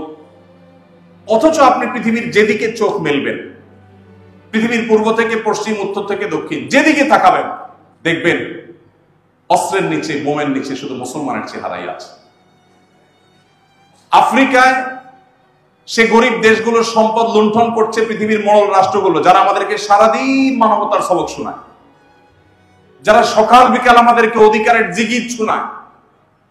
তারা ওপেন সিক্রেট, আমরা সবাই জানি, শান্তি রক্ষার নামে, শান্তি রক্ষা মিশনের নামে গরিব দেশগুলোর সম্পদ দিনে দুপুরে লুট করে নিয়ে আসছে মোড়ল রাষ্ট্রগুলো পৃথিবীর, আপনারা সবাই জানেন। এবং যেখানে জুলুম চলছে, যেখানে যুদ্ধ চলছে, সেখানে আপনি দেখবেন অস্ত্রের নিচে, বোমের নিচে মুসলমান না। সেটা ফিলিস্তিন বলেন, সেটা কাশ্মীর বলেন, সেটা বার্মা বলেন, সেটা সিরিয়া বলেন, সেটা ইরাক বলেন, সেটা আফ্রিকা বলেন, যেখানেই তাকাবেন, যেদিকেই যাবেন দেখবেন যে নির্যাতিত মানুষটি মুসলমান। এরপরে বলা হবে পৃথিবীর অশান্তি সৃষ্টিকারী উগ্র জঙ্গি কারা। আজকে চাপাই নবাবগঞ্জে বাংলাদেশের জনতার উপরে যখন বিএসএফ এবং ভারতীয় গেরুয়া বাহিনী আজকে হামলা করেছে, আমরা দেখেছি ভারতের 200 কোটি মানুষের বিরুদ্ধে আমার চাপাই নবাবগঞ্জের মাত্র 1-1.5 হাজার তৌহিদি জনতা হুঙ্কার দিয়েছে, গেরুয়ার বিএসএফ পালিয়ে যেতে বাধ্য হয়েছে। তার মানে বোঝা যায় যদি হিম্মত দিলের ভিতরে থাকে সংখ্যা কোনো ফ্যাক্ট না, সাহস দিলের ভিতরে থাকলে সংখ্যা কোনো ফ্যাক্ট না, ক্ষমতার দাবেদারি দিলের ভিতরে থাকলে সংখ্যা কোনো ফ্যাক্ট না। যদি মুসলমান গর্জে ওঠে পৃথিবীর কোনো পরাশক্তি মুসলমানের সামনে দাঁড়াতে পারবে না। সুতরাং আপনাদেরকে এই 4 দলীয়করণের সাথে থাকা যাবে না। কর্মসূচি হবে 4টা, আর সেই কর্মসূচি দেবে আল্লাহ তাআলা। চিৎকার দিয়ে বলেন না সুবহানাল্লাহ। আল্লাহ তাআলা বলেন, আমি যখন আমার কোন গুনাহগার বান্দাকে ক্ষমতার অধিষ্ঠিত করি, 1 নম্বরে তারা কি কর্মসূচি দেয়? 1 নম্বরে তারা বলে আকামুস সালাত। একটু জোরে বলুন না সুবহানাল্লাহ। 1 নম্বরে তারা কর্মসূচি ঘোষণা করে নামাজকে কায়েম করতে চায়। একটু জোরে বলেন না সুবহানাল্লাহ। এখন নামাজ কায়েম করতে হলে আপনি যদি ক্ষমতায় যাবেন, ক্ষমতায় না যাইয়া নামাজ কায়েম করতে পারবেন না। নেতারা বলে, হুজুর আপনি ওয়াজ করতে আসেন, রাজনীতি নিয়ে কথা বলেন কেন? আবার কোন কোন নেতা খালি শুনি কোরআন আর রাজনীতি নাকি এক না, বলে কি বলে না? কথা বলে না, বলে কি বলে না? আপনারা মাইন্ড করিয়েন না। হাঁস আছে না, হাঁস, হাঁস চিনুন তো আপনারা? এই হাঁসের ভিতরে সব থেকে যেটা দামি আর বড় হাঁস, তারে কি হাঁস বলে? কথা ঠিক কিনা? আবার যেই বাড়ি, যত বাড়ি ঘর আছে, এই বাড়ির ভিতরে সব থেকে সুন্দর বাড়িকে কি বলে? রাজপ্রাসাদ। কি বলে বলেন? হাঁসের ভিতরে যেটা সব থেকে বড় হাঁস তার নাম কি? রাজা হাঁস। বাড়ির ভিতরে সব থেকে বড় যেই সুন্দর বাড়ি তার নাম হলো রাজপ্রাসাদ। আমি মনে করি রাজনীতির ভিতরে সব থেকে বড় রাজনীতির নাম হলো ইসলাম। যারা মনে করে যে ইসলাম আর কোরআন এক জিনিস না, তাদের একটু সুবিধা আছে। সুবিধা হলো, দেখেন না, একদল মোটামুটি খাইয়ে টেয়ে চলে গেছে। সারা বাংলাদেশের মানুষের একটাই চাওয়া ছিল যেন উখিয়াতে চাঁদাবাজি আর না হয়। চাঁদাবাজি কিন্তু বন্ধ হয় নাই। কথা মনে হয় বুঝেন নাই? সারা বাংলাদেশের বিপ্লবের স্বপ্ন ছিল যেন দুর্নীতি না হয়। সারা বাংলাদেশের বিপ্লবের স্বপ্ন ছিল মানুষগুলো যেন সুন্দরভাবে বসবাস করে।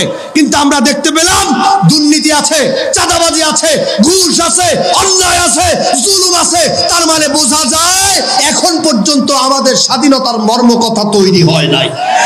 আর এই মর্ম কথা আল্লাহর কসম আগামী 100 বছরও তৈরি হবে না যদি গণতন্ত্রের উপরে বাংলাদেশ পরিচালিত হয়। ধর্ষণ বন্ধ হবে না, দুর্নীতি বন্ধ হবে না, চাঁদাবাজি বন্ধ হবে না, ডাকাতি বন্ধ হবে না, চুরি বন্ধ হবে না, লক্ষ হাজার কোটি টাকা চুরি করে বেগমপাড়ায় যে বাড়ি বানানো হয়েছে সেটা বন্ধ হবে না। একমাত্র বন্ধ হওয়ার পথ হলো আগামী সংসদ কোরআন দিয়ে সাজানো। এছাড়া হবে না। আপনি যত স্বপ্ন দেখেন, যত পরিকল্পনা করেন, আল্লাহর কসম পরিকল্পনার ছক বাস্তবায়ন হবে না। বাস্তবায়ন করতে হলে আল্লাহর কোরআনকে সংসদে আনতে হবে, আলেমদেরকে, সৎ লোকদেরকে, উন্নত চরিত্রের ব্যক্তিদেরকে ক্ষমতায় দিতে হবে। আপনাদের টেকনাফের মতো গাঁজাখোর, ইয়াবাখোর, গুন্ডা, বদমাশ, বদির মতো এমপিকে আনলে এদের সোনার দেশ হতে পারবে না। স্পষ্ট ভাষা, আপনাদের প্রত্যেকের দায়িত্ব আছে আগামীর বাংলাদেশকে সোনার বাংলাদেশ করবার জন্য। হে তরুণ যুবকেরা, হে দাড়িবাঁকা মুরব্বীরা, তরুণ যুবকেরা শহীদি কাফেলার জন্য শপথ গ্রহণ করো। জামার বোতাম খুলে রক্তে রঞ্জিত হওয়ার জন্য শপথ গ্রহণ করো। আর মুরব্বী বাবাজিরা জায়নামাজ নিয়ে মসজিদে চলে যান।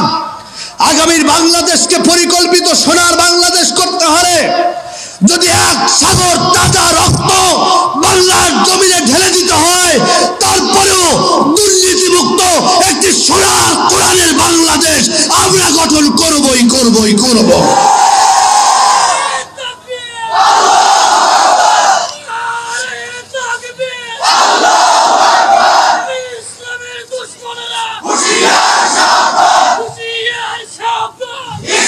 হাজিরিন,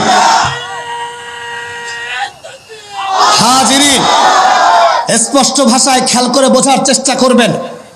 আমি যদি তেঁতুল গাছ লাগাই, কি গাছ বলেন? তেঁতুল গাছ লাগাই এরপরে আমি যদি তেঁতুল গাছ লাগাইয়া আল্লাহর কাছে দোয়া করি, আল্লাহ তাআলা, আমি গরিব মানুষ, খেটে খাওয়া মানুষ, আমার কোনো পরিবারে এত ইনকাম নাই, আমার সন্তানগুলোকে যে 5 কেজি ফজলি আম কিনে দেবো এই যোগ্যতা আমার নাই। আল্লাহ তোমার কাছে অনুরোধ, এই বছরের মতো তুমি তেঁতুল গাছে ফজলি আম দিয়া আমার সন্তানগুলোরে খাওয়ার ব্যবস্থা করে দাও। কথা মনে হয় বুঝেন নাই? আচ্ছা বলেন, তেঁতুল গাছ লাগাই এরকম দোয়া সারা জীবন করলেও আল্লাহ কি ফজলি আম গাছে, মানে ফজলি আম কি তেঁতুল গাছে দেবে? কেন দেবে না? দোয়া করলে দেবে না? আল্লাহ বলছেন, শোনো, কোরআনের রাজ কায়েম করতে হলে তোমাকে সৎ লোককে নেতৃত্ব দিতে হবে। নির্বাচন যখন আসবে তোমাকে ভোট দিতে হবে যোগ্য ব্যক্তিকে। মাইন্ড করিয়েন না, আপনাদের এলাকায় আছে কিনা আমি জানি না, ভোট আসলে গরুর দাম হয় 1 লাখ, ছাগলের দাম হয় 10,000 20,000 টাকা, মুরগি মোরগের দাম হয় 1,500 টাকা। আর ভোট আসলে নির্বাচনের সময় আপনার আমার ভোটের দাম হয় 1 কাপ চা, একটা সিগারেট আর একটা পান। আপনি যখন নির্বাচনের দায়িত্ব পাওয়ার পর আপনার আমানত ভোটকে যখন 1 কাপ চা আর একটা সিগারেটে বিক্রি করে দেন, আল্লাহর কসম সমস্ত আলেমরা সারা জীবন ওয়াজ করে, তাফসীর মাহফিল করে, মসজিদের ইমাম খতিব খুতবা দিয়া এই সমাজকে পরিবর্তন করতে পারবে না। আপনাকে আপনার দায়িত্ব নিতে হবে। আপনি তো 1 কাপ চা আর একটা সিগারেট তো অনেক ভোট দিয়েছেন, এবার আসেন আমরা যোগ্য ব্যক্তিকে ভোট দেই, যোগ্য নেতৃত্বকে ভোট দেই, তাদেরকে যোগ্য স্থান থেকে সৎ পরায়ণ জায়গায় পৌঁছে দেই। যদি আমরা পৌঁছাতে পারি, এবার বাংলাদেশের যে বিপ্লব ঘটেছে সেই বিপ্লব সফলতার মুখ খুঁজে পাবে। আর মাইন্ড করিয়েন না, আপনাদের কষ্ট লাগতে পারে, মসজিদ নিয়ে আমার একটা বড় আপত্তি আছে। কথায় কথা আসতেছে, এর জন্য বলে দিতেছি, আর কবে আপনাদের সাথে দেখা হবে আমি জানি না। মসজিদ আজকে বাংলাদেশে মসজিদ হলো সব থেকে বড় জিম্মি দশায়। কি দশায় বলেন না? কি দশায়? মসজিদ কমিটির সভাপতি হলো সুদ খায়, সেক্রেটারি হলো ঘুষ খায়, আর ক্যাশিয়ার হলো ইন্টারন্যাশনাল চাঁদাবাজ। এগুলো সব মসজিদ দখল করে রাখছে।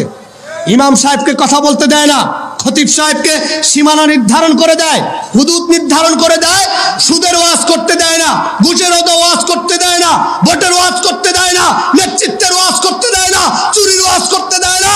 যার কারণে সমাজগুলো আজকে ল্যাংটার নষ্ট ভ্রষ্ট সমাজে পরিণত হয়েছে। যদি ইমাম আর খতিবরা মসজিদে ঠিকঠাক মতো খুতবা দিতে পারতো, আল্লাহর কসম এই জানোয়ারগুলো বাংলাদেশকে দখল করে রাখতে পারতো না। আজকে আপনাদের প্রত্যেক তরুণ যুবককে মসজিদগুলোকে উন্মুক্ত করতে হবে, মসজিদগুলোর ব্যাপারে সতর্ক অবস্থান করতে হবে। সংস্কারের 1 নম্বর দায়িত্ব আপনার সমাজে মসজিদগুলো থেকে ঘুষখোর, চাঁদাবাজ, দুর্নীতিবাজ, সভাপতি কেশিয়ার আর কমিটি থেকে বাদ দেওয়া লাগবে। যদি পারেন তাহলে দেখবেন মসজিদ থেকে কর্মসূচি আসবে। এই যে আপনাদের যুব কল্যাণ সংসদ লিখছেন, এই সংসদ উখিয়া থেকে শুরু হবে, সারা বাংলাদেশের টেকনাফ থেকে তেতুলিয়া, রূপসা থেকে পাতুরিয়া, প্রতিটা ঘরে ঘরে এই সংসদ তৈরি হয়ে যাবে। 1 নম্বর কর্মসূচি যারা ক্ষমতায় আসবে, 1 নম্বর কর্মসূচি তারা দেবে সালাত কায়েম করতে। কি কায়েম করতে? সালাত কায়েম করতে হলে ক্ষমতায় যাওয়া লাগবে। অনেকে বলবে হুজুর নামাজ তো এমনিই পড়লে হয়, আপনার যাইয়ে ক্ষমতায় যা পড়ার লাগবে কেন? কারণ আছে, এখন নামাজের কথা বলতে গেলে আমাদের আপনাদের কাছে অনুরোধ করা লাগে। কি করা লাগে? বলে না কি করা লাগে? আর আল্লাহর ইয়া ছিল, আমর নির্দেশ ছিল যে তারা যখন ক্ষমতায় যাবে আদেশ করবে, হ্যাঁ উখিয়াবাসী তোমরা যারা আছো তোমাদের প্রত্যেককে নামাজ পড়তে হবে। সুবহানাল্লাহ কয় না? কেন নামাজ পড়বেন? কারণ নামাজ পড়লে সমাজের রিজিক বৃদ্ধি যিনি করে দেন তিনি কে? আর নামাজ না পড়ার কারণে সমাজের রিজিক চলে যাচ্ছে। পাকিস্তানে সোনার খনি হয়, ওই উপরওয়ালা চাইলে বাংলাদেশে সোনার খনি দিতে পারে না, হীরার খনি দিতে পারে না। কিন্তু কেন আসে না? কারণ একটাই, আপনারা জাগতিক যে মানুষগুলো আছেন তারা কোরআনের কর্মসূচির বাহিরে চলে গিয়েছেন। আপনারা মাহফিলে আসলে জোশে বলে ফেলেন আগামীর বাংলাদেশ কোরআনের বাংলাদেশ চাই, মাহফিল থেকে বের হয়ে 1 কাপ চায়ে সারাদিন নেতার গোলামি করে এমন ব্যাককল আবুল আপনার আমার সমাজে আছে না? তাহলে আপনাকে সর্বপ্রথম 1 নম্বর কর্মসূচি গ্রহণ করবে যারা রাষ্ট্রীয় দায়িত্বে পাবে, তারা হলো আকামুস সালাত, তারা নামাজ কায়েম করবে। আর এই নামাজ সবাই চাইবে তুমি যেমন খ্যাত আছো খ্যাত থাকো, সবাই চাইবে তুমি যেমন মূর্খ আছো মূর্খই থাকো। আর তোমাকে নিয়ত করতে হবে ये दिन दिन नहीं है, मुझे अपना दिन बदलना ही होगा। আমার আসল বন্ধু সেই বন্ধু নয় যেই বন্ধু আমাকে সিনেমা দেখতে ডাকে। আমার আসল বন্ধু সেই বন্ধু নয় যেই বন্ধু আমাকে হারাম প্রেম করতে ডাকে। আমার আসল বন্ধু সেই বন্ধু নয় যেই বন্ধু আমাকে পার্কে মেয়ে দেখে মজা নেওয়ার জন্য ডাকে।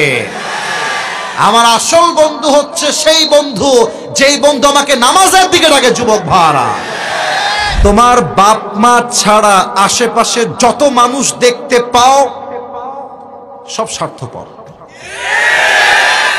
সব স্বার্থপর।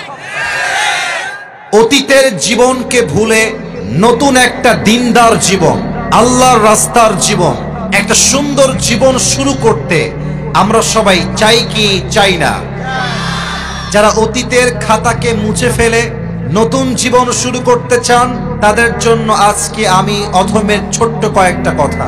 যদি আপনি আপনার অতীতকে ভুলে নতুন জীবন শুরু করতে চান, the first condition is you have to be repent to your Lord. প্রথম কাজ হচ্ছে অতীতে যত গুনাহ হয়ে গেছে আজকে আল্লাহকে বলবেন, আল্লাহ আমি আমার অতীতের সমস্ত গুনাহের জন্য অনুতপ্ত হলাম এবং তোমার কাছে ওয়াদা করলাম I will never ever repeat the same mistakes again in my life. আল্লাহ যা হয়ে গেছে হয়ে গেছে, এটা আমার পাস্ট ছিল, এটা আমার অতীত ছিল। আল্লাহ তোমাকে আমি ওয়াদা করলাম আমি আগামীতে এই অন্যায়গুলো আর কখনো করব না। আল্লাহ তুমি আমাকে মাফ করে দাও। আল্লাহ বলছে, বান্দা যখন তুই মাফ চাবি তোর চোখের 1 ফোঁটা পানি নাকের ডগায় আসার আগেই আমি আল্লাহ তোর জীবনের সব গুনাহ খাতা মাফ করে দেব।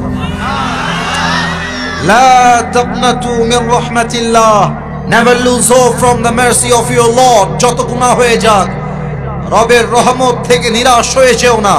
ইন্নাল্লাহা ইয়াগফিরু যুনুবা জামিআ, হাত তোলো রবের কাছে তওবা করো। আল্লাহ বলছে, বান্দা তওবা করতে দেরি আমি আল্লাহর ক্ষমা করতে দেরি হবে না। সুবহানাল্লাহ পড়েন। So tawbah is the first step for a person who intends to walk in the path of religion. যদি কেউ আল্লাহর রাস্তায় ফিরে আসতে চায় প্রথম শর্তই তওবা। প্রথম শর্ত কি? আরেকবার বলেন সবাই, প্রথম শর্ত কি? তওবা। 2 নাম্বারটা একটু জটিল, একটু জটিল। যদি তুমি তোমার জীবনকে পরিবর্তন করে নতুন জীবন শুরু করতে চাও, চেঞ্জ ইওর ফ্রেন্ড সার্কেল। এটা চেঞ্জ করতে হবে। বন্ধু যেমন হয়, আমরা মাঝে মাঝে একটা কথা বলি, সঙ্গ দোষে লোহাও ভাসে। আপনার বন্ধু নামাজি হলে আপনি নামাজি হবেন, আপনার বন্ধু গাঞ্জাখোর হলে আপনিও গাঞ্জাখোর হবেন। হ্যাঁ, বন্ধু যেমন আমরা তেমন। আর মাথায় রাখবেন, আমার আসল বন্ধু সেই বন্ধু নয় যেই বন্ধু আমাকে সিনেমা দেখতে ডাকে। আমার আসল বন্ধু সেই বন্ধু নয় যেই বন্ধু আমাকে হারাম প্রেম করতে ডাকে। আমার আসল বন্ধু সেই বন্ধু নয় যেই বন্ধু আমাকে পার্কে মেয়ে দেখে মজা নেওয়ার জন্য ডাকে। আমার আসল বন্ধু হচ্ছে সেই বন্ধু যেই বন্ধু আমাকে নামাজের দিকে ডাকে। যুবক ভাইরা, আমার আসল বন্ধু সেই বন্ধু যে আমাকে হারাম প্রেমের দিকে নয়, বিয়ের দিকে আমাকে দাওয়াত দেয়। So please, if you want to change your life, first of all you have to change your friend circle. তবে হ্যাঁ, আমি তোমাদের একটা কথা বলে দিতে চাই যুবক ভাইরা, ইনশিওর করে তোমার বাপ মা ছাড়া আশেপাশে যত মানুষ দেখতে পাও সব স্বার্থপর, সব স্বার্থপর। বাপ মা ছাড়া সন্তানের কল্যাণ আর কেউ চায় না যুবক ভাইরা। তো সবাই চাইবে তুমি যেমন খ্যাত আছো খ্যাত থাকো, সবাই চাইবে তুমি যেমন মূর্খ আছো মূর্খই থাকো। আর তোমাকে নিয়ত করতে হবে, ये दिन दिन नहीं है, मुझे अपना दिन बदलना ही होगा। আমার দিন পরিবর্তন করতে হলে আমাকেই পরিবর্তন করতে হবে। আশেপাশের স্বার্থপর মানুষ আমার জীবন পরিবর্তন করতে পারবে না। যখন ফ্রেন্ড সার্কেল চেঞ্জ করবা, একটু দাড়ি রাখবা, টুপি পরবা, বলবে কিরে হুজুর, কিরে টিটকারি মারবে, বলবে কিরে ভালোই তো হুজুর হয়ে গেছিস আজকাল, 5 ওয়াক্ত নামাজ পড়ছিস, দাড়িও আছে, জঙ্গিবাদ হয়ে গেলে নাকি রে? বলবা হ্যাঁ আমি জঙ্গি হয়েছি, কয়েকজনকে মারবো আমি টার্গেট করেছি, তার মধ্যে তোর নামটা প্রথম লিস্টে আছে। আমার কলিজার টুকরা নওগাঁর ভাইরা, দুনিয়ার মানুষ হচ্ছে এমন যে আপনার 99টা ভালো কাজ দেখেও আপনার প্রশংসা করবে না, একটা খারাপ গুণ পাইলে বদনাম করে ভরায় ফেলবে। আর আল্লাহ হচ্ছেন সেই সত্তা, যেই সত্তা আপনার 99% ভুলগুলোকে মাফ করে দিয়ে একটা গুণের জন্য আপনাকে জান্নাতি বান্দা হিসেবে কবুল করে নেবেন। এজন্য নিজেকে পরিবর্তন করতে চাইলে নিজের বন্ধুত্বকে চেঞ্জ করো। বেদিন তোমার বন্ধু হবে না, যে 5 ওয়াক্ত নামাজি দিনদার সে হবে তোমার প্রকৃত বন্ধু। যুবক ভাইরা, ঠিক কিনা বলো? সর্বশেষ এটা বলে আমি আমার মূল তাফসীরে ফিরে যাব। আপনারা একটা নাম আমাকে বলবেন, আশা রাখছি আপনার নামটা জানেন, এটা অজানা কোনো নাম নয়। পাকিস্তানের একজন টপ ফেমাস ক্রিকেটার, যিনি আগে ছিলেন ক্রিকেটার, পরে হয়েছেন প্রধানমন্ত্রী, তার নাম কি বলতে পারবেন? Imran Khan, right answer. ওনার একটা কথা আমার কলিজায় লেগেছে, যেটা আমি 3 নাম্বার পয়েন্টে উল্লেখ করতে চাই। আগেই আমি বাংলায় বুঝাই দেই, তারপরে তার কথা আমি কোট করব।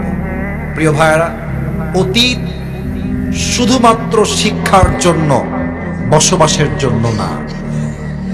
মনে করেন আজকে শুক্রবার, আজকে একটা ভুল হয়ে গেছে, এটা অতীত।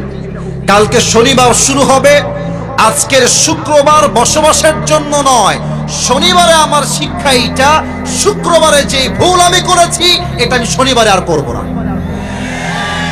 এবার ইমরান খান কি বলেছেন এটা আমি কোট করছি। উনি বলেন, अगर जिंदगी को समझना चाहते हो तो पीछे देखो, और अगर जिंदगी को जीना चाहते हो तो आगे देखो। माजी हमेशा सीखने के लिए होता है, जीने के लिए नहीं होता है, और प्रेजेंट हमेशा जीने के लिए होता है, और जो गलती पीछे हो गया उससे सीख के दोबारा जिंदगी को शुरू करने का नाम होता है प्रेजेंट। ठीक कि ना बोले? যা হয়ে গেছে হয়ে গেছে, ভুলে যাও। আগামীকাল সকাল থেকে আমার নতুন জীবন শুরু হবে। কোন মেয়ে ছেকা দিয়ে ব্যাখ্যা করেছে ওই সময় বা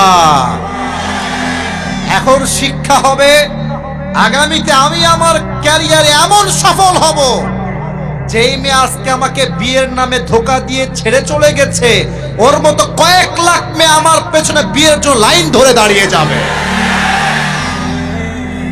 আল্লাহ আমাদের সবাইকে জীবন পরিবর্তন করার তৌফিক দান করে, পড়েন সবাই আমিন। যে সমস্ত নারী এই 4টা কাজ করবে, এই 4টা কাজের গ্যারান্টি দিবে, তাদেরকে জান্নাতের 8টা দরজার গ্যারান্টি দেয়া হবে। লালমনিরহাটের জেলা স্টেডিয়ামে আমার প্রিয় মায়েরা বোনেরা, আপনাদের জন্য একটা হাদিস বলে শেষ করব। বিশ্বনবী বলেন, আমার মায়েরা খেয়াল করে শুনুন, বিশ্বনবী আপনাদের উদ্দেশ্য করে বলেন, আল মারআতু ইযা সাল্লাত খামসাহা ওয়া সামাত শাহরাহা হাফিজাত ফুরুজাহা আতাআত বা'লাহা ফালতাদখুল মিন আইয়ি আবওয়াবিল জান্নাতি শাআত। বিশ্বনবী বলেন, ও রমণীরা, ও নারীরা, যে সমস্ত নারী এই 4টা কাজ করবে, এই 4টা কাজের গ্যারান্টি দিবে, তাদেরকে জান্নাতের 8টা দরজার গ্যারান্টি দেয়া হবে। কি 4টা কাজ? 1 নম্বর, আল মারআতু ইযা সাল্লাত খামসাহা, যে নারী 5 ওয়াক্ত নামাজ পড়ে। কি করে? জেলা স্টেডিয়ামে অবস্থানরত আমার নারীরা বোনেরা, বিশ্বনবী আপনাদেরকে 4টা কাজের কথা বলেছেন, খুব বেশি না। 4টা করলে 8 জান্নাতের দরজা সব খোলা। কোনটা দিয়ে যাবেন? যেটা দিয়ে মনে চায়। 1 নাম্বার 5 ওয়াক্ত নামাজ। আমার বোনেরা জোহরের নামাজ পড়তে পড়তে এটা আসরে নিয়ে যায়, আসর পড়তে পড়তে এটা মাগরিবে নিয়ে যায়। এরকম আসরা নাই? লালমনিরহাটে হয়তো নাই। আমার বোনেরা এটা করবেন না। ইন্না সলাতা কানাত আলাল মুমিনিনা কিতাবাম মাওকুতা, সময় মতো পড়বেন। সামাত শাহরা, রমাদানের রোজাগুলো রাখবেন। হাফিজাত ফুরুজাহা, যে নারী তার চরিত্রকে হেফাজত করে, তার প্রাইভেট হেফাজত করে, তার লজ্জাস্থান হেফাজত করে। ও মায়েরা, আপনার এই গর্ভ যে কত দামি আপনি জানেন না। আপনার এই গর্ভ থেকে জন্মাবে আগামীর সালাহুদ্দিন আল আইয়ুবী। আপনার গর্ভ থেকেই জন্মাবে ইমাম আল মাহদি আল মুনতাজার। আপনার পেট থেকে জন্মাবে আবু সাইদের মতো বীর সৈনিক। আপনার পেট থেকে জন্মাবে মুগ্ধের মতো বীর মুজাহিদ। আপনি জানেন না কে আসবে আপনার পেট থেকে। সময়টাকে কাজে লাগান, ইসলামকে বুঝেন, মানেন, আমাদের ইসলামিক লেকচারগুলো শোনেন। আমরা যে বার্তাগুলো, ইনস্ট্রাকশনগুলো, দিক নির্দেশনাগুলো আপনাদের খেদমতে রাখি, এগুলো মেনে চলুন। আপনিই পারেন আপনার ঘরটাকে জান্নাতের টুকরা বানাতে। একটা family, it's a very big institution and you are the MD, the managing director of this institution. চিল্লায় বলেন ঠিক কিনা? চাইলেই পারেন ঘরটারে জান্নাতের টুকরা বানাতে। 5 ওয়াক্ত সালাত, রমাদানের রোজা, নিজের চরিত্রের হেফাজত, ও আতাআত বা'লাহা, স্বামীর আনুগত্য। এটাতে অনেকে ভুল করে থাকে। হায় রে আমার বোনেরা, স্বামীর আনুগত্যকে এটা নিজের অপমান মনে করবেন না। আপনার স্বামী আপনার সবচেয়ে বড় গার্ডিয়ান, তিনি আপনার সবচেয়ে ভালো চায়। নারী কখনো গার্ডিয়ানশিপের বাইরে থাকতে পারে না। হয় আপনি বাবার গার্ডিয়ানশিপের ভেতরে, বাপ না থাকলে ভাই আপনার গার্ডিয়ান, ভাই না থাকলে চাচা গার্ডিয়ান, বিয়ের পরে আপনার স্বামী আপনার গার্ডিয়ান। শরিয়া সম্মত স্বামীর আদেশগুলো আপনি মেনে চলবেন, কিন্তু শরিয়া বিরুদ্ধ কোনো আদেশ মানতে আপনি বাধ্য নয়। আওয়াজ করে বলুন সবাই ঠিক কিনা? এই 4টা কাজ যদি কোনো নারী করে, বিশ্বনবী বলেন জান্নাতের 8টা দরজা খোলা। তোমার যেটা দিয়ে মনে চায় সেটা দিয়ে জান্নাতে তুমি এন্ট্রি নিতে পারবা। যারা আমাদের অস্তিত্বকে নিশ্চিহ্ন করতে চায়, যারা আমাদের ভূখণ্ডকে দখল করতে চায়, যারা আমাদেরকে নিয়ে মকারি করে, ফান করে, টিটকারি করে, আমার ধর্ম নিয়ে খেলা করে, তাচ্ছিল্য করে, ওদের বিরুদ্ধে আমাদের জিহাদ। সাধারণ মুসলিম আমাদের শত্রু নয়। আপনি জানেন নিউ ইয়র্কে, আমি তো নিউ ইয়র্কে ছিলাম অনেকদিন, ওখানে ফিলিস্তিনিদের পক্ষে যখন আমরা মিছিল করেছি, অনেক ইহুদি আমাদের সাথে মিছিলে দাঁড়িয়েছে। কারণ ওরাও জানে এই ভূখণ্ড ফিলিস্তিনিদের ভূখণ্ড। আওয়াজ করে বলো লালমনিরহাট ঠিক কিনা? ইসরায়েলের রাজধানী খোদ তেল আবিবে অনেক ইহুদিরা বেঞ্জামিন নেতানিয়াহু তার বিরুদ্ধে মিছিল করেছে। তো তারা কি আমাদের শত্রু? না। অনেক খ্রিস্টান আমাদের সাথে, আমাদের স্বার্থ রক্ষায় আমাদের পাশে দাঁড়িয়েছে। খেয়াল রাখবেন, হিন্দু আর হিন্দুত্ববাদ এক নয়, ইহুদি ধর্ম আর জায়নিজম এক নয়। জায়নিজমের বিরুদ্ধে আমাদের সংগ্রাম, আমাদের জিহাদ। চিল্লায় বলেন ঠিক কিনা? এই যে ফিলিস্তিনের ভাইয়েরা, তারা তাদের স্বাধীনতা সংগ্রামের জন্য লড়াই করছে, করে যাচ্ছে, আমরা এটাকে সমর্থন জানাই। চিল্লায় বলো ঠিক কিনা? কাশ্মীরের ভাইয়েরা স্বাধীনতার জন্য সংগ্রাম করছে, আমরা সেই সংগ্রামকে সমর্থন জানাই। আওয়াজ করে বলো ঠিক কিনা? যারাই আমাদের ইসলামকে নিশ্চিহ্ন করতে চায়, তাদের বিরুদ্ধে আমাদের সংগ্রাম। আওয়াজ করে বলতে হবে ঠিক কিনা? ওই সমস্ত দুর্বৃত্তদের সাথে আমাদের কোনো সম্পর্ক নাই। আমরা যদি ঐক্যবদ্ধ থাকতে পারি, ওই দুর্বৃত্তরা চান্স পাবে না। আমরা ঐক্যবদ্ধ থাকতে রাজি আছি। লালমনিরহাটের ভাইয়েরা, আমরা ঐক্যবদ্ধ থাকলে ওই দুর্বৃত্তদের কালো হাত ভেঙে দিতে আমাদের সময় লাগবে না। তাদের কালো হাত ভেঙে দিতে রাজি আছে মুসলমান? কারা কারা রাজি? দু হাত তুলে দেখাও। আমার প্রাণ প্রিয় লালমনিরহাটের ভাইয়েরা, শত্রু কাফের আর অশত্রু কাফেরের মধ্যে পার্থক্য আছে না নাই? আবু তালেবও মুশরিক, আবু জাহেলও মুশরিক, কিন্তু দুই মুশরিকে পার্থক্য আছে না নাই? আবু তালেব নবীর চাচা, মুশরিক, মারা গিয়েছে মুশরিক অবস্থায়, কিন্তু আজীবন আমার নবীকে আগলে রেখেছে, আমার নবীকে সাপোর্ট করেছে, ভালোবেসেছে। আবু জাহেলও মুশরিক, মারা গিয়েছেও মুশরিক হিসেবে, আজীবন আমার নবীর বিরুদ্ধাচারণ করেছে। আবু জাহেলের শক্তি, সামর্থ্য, স্ট্র্যাটেজি, প্ল্যান সব আমার নবীর বিরুদ্ধে ছিল। এই আবু জাহেলের কারণে একটা দিন শান্তিতে আমার নবী মক্কায় ঘুমাতে পারে নাই। চিল্লায় বলেন ঠিক কিনা? এজন্য রব্বুল আলামিন বলেন, লা ইয়ানহাকুমুল্লাহু আনিল্লাযীনা লাম ইউকাতিলুকুম ফিদ-দীনি ওয়া লাম ইখরিজুকুম মিন দিয়ারিকুম আন তাবাররুহুম ওয়া তুকসিতু ইলাইহিম ইন্নাল্লাহা ইউহিব্বুল মুকসিতিন।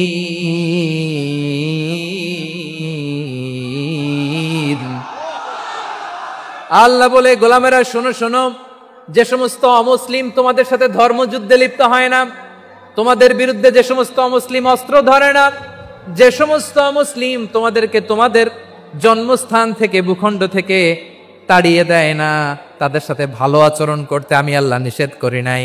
তাদের সাথে সদাচরণে কোনো নিষেধাজ্ঞা নাই, বরং তাদের সাথে সদাচরণ করো, এটাই আমি আল্লাহ চাই। তাহলে আমার যে অমুসলিমরা আমাদের সাথে শত্রুতা করে না, তুচ্ছতাচ্ছিল্য করে না, আমাদের ভূমি থেকে আমাদেরকে উচ্ছেদ করতে চায় না, আমাদের বিরুদ্ধে অস্ত্র ধরে না, ওই অমুসলিম ভাইদের সাথে আমাদের কোনো দ্বন্দ্ব আছে? কোনো বিরোধ আছে? বরং আছে ভালোবাসা। বরং আছে কি? এই ভালোবাসা দিয়ে আমরা বিশ্ব জয় করব। রাজি আছে মুসলমান? আমাদের পুঁজি ভালোবাসা। আমাদের পুঁজি কি? এবার আওয়াজ করে বলেন, আমার এই পুরো আলোচনা থেকে the religious coexistence, peaceful coexistence, শান্তিপূর্ণ সহাবস্থান, কমিউনাল হারমোনি, এই সাম্প্রদায়িক সম্প্রীতি, এই আলোচনা থেকে কি বুঝলেন? ইসলাম কি ন্যারো মাইন্ডেড না ব্রড মাইন্ডেড? এই ব্রড মাইন্ডেড হৃদয় নিয়ে, ভালোবাসা দিয়ে আমরা বিশ্ব জয় করতে চাই। রাজি আছেন? আল্লাহ কবুল করুক। আমরা সবাই পড়ি আমিন। আমরা এখানে লালমনিরহাটের সোহরাওয়ার্দী ময়দানে আজকে যেমন একত্রিত হতে পারলাম, আল্লাহর জান্নাতেও যেন একত্রিত হতে পারে। আল্লাহ তুমি তৌফিক দান করো। আল্লাহ আমার এই কলিজার টুকরা যুবক ভাইদেরকে তুমি ওমরে ফারুকের মতো কবুল করো। জেলা স্টেডিয়ামে অবস্থানরত আমার মা বোনদেরকে তুমি ফাতেমার মতো, খাদিজার মতো কবুল করো। আমাদের কলিজার টুকরা সন্তানদেরকে তুমি সালাউদ্দিন আল আইয়ুবীর মতো কবুল করো। হালালে বরকত আছে। বলেন তো কিসে বরকত আছে? হালালে বরকত। অল্প হইলেও বরকত আছে। ধরেন যে আমি আলুর ভর্তা পান্তা ভাত দিয়ে খাইলাম, কিন্তু খুব তৃপ্তি, স্বাস্থ্য ভালো, সুঠাম দেহ, ফ্যামিলিতে সুখ, ছেলে কথা শুনে, ওয়াইফ নামাজ পড়ে, তাহলে তো দুনিয়াটাই জান্নাত হয়ে গেল। ঠিক কিনা বলেন?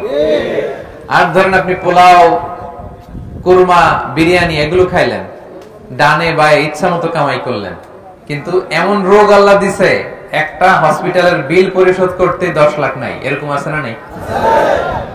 একটা হসপিটালের বিল দিতে যে 10 লাখ টাকা নাই। তার মানে হালালে বরকত। প্রিয় ভাইয়েরা আমার, সুঙ্গাইবুলের ভাইয়েরা, এজন্য হালালের সাথে থাকবেন।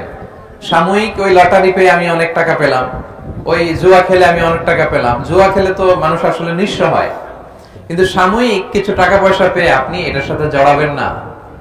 এই জীবনটা একেবারে ক্ষণিকের। আপনার দাদাকে আপনারা দেখছেন না, আজকে আছে দুনিয়াতে, অনেকের বাবাও দুনিয়াতে নাই। আমরাও একদিন থাকবো না। কিয়ামতের কঠিন ময়দানে আল্লাহ তাআলার সুপ্রিম কোর্টের কাঠগড়ায় প্রতিটি জিনিসের হিসাব আল্লাহ চাইবেন। ফামান ইয়ামাল মিসকালা যাররাতিন খাইরান ইয়ারা। ছোট্ট ভালো করেছো, এটা দেখবে, প্রতিদান পাবে। ছোট্ট খারাপ করেছো, এটা তুমি নিজে দেখবে আমলনামায়। অবাক হয়ে যাবেন, মালি হাযাল কিতাব লা ইগাদিরু সাগীরাতান ওয়ালা কাবীরাতান ইল্লা আহসাহা। আপনি অবাক হবেন আমলনামা দেখে। আইরে, ওই যে সুঙ্গাইবলিতে একদিন রাত্রেবেলা এটা করছিলাম, এটাও লেখা। তারপর অমুক দিন সকালবেলা এটা করছিলাম, এটাও লেখা। একজনরে একটা ছোট্ট খারাপ কথা বলছিলাম, এটাও লেখা। এক মুরব্বীর সিট ছেড়ে বসতে দিছিলাম, এটাও লেখা। ভালো যা করেছেন সব প্রতিদান আপনি পাবেন, জমা আছে। আপনার অ্যাকাউন্ট বোঝাই হচ্ছে, পাহাড়ের মতো উঁচু করে আপনার আমলনামে আল্লাহ এগুলো ঢুকিয়ে দিবে।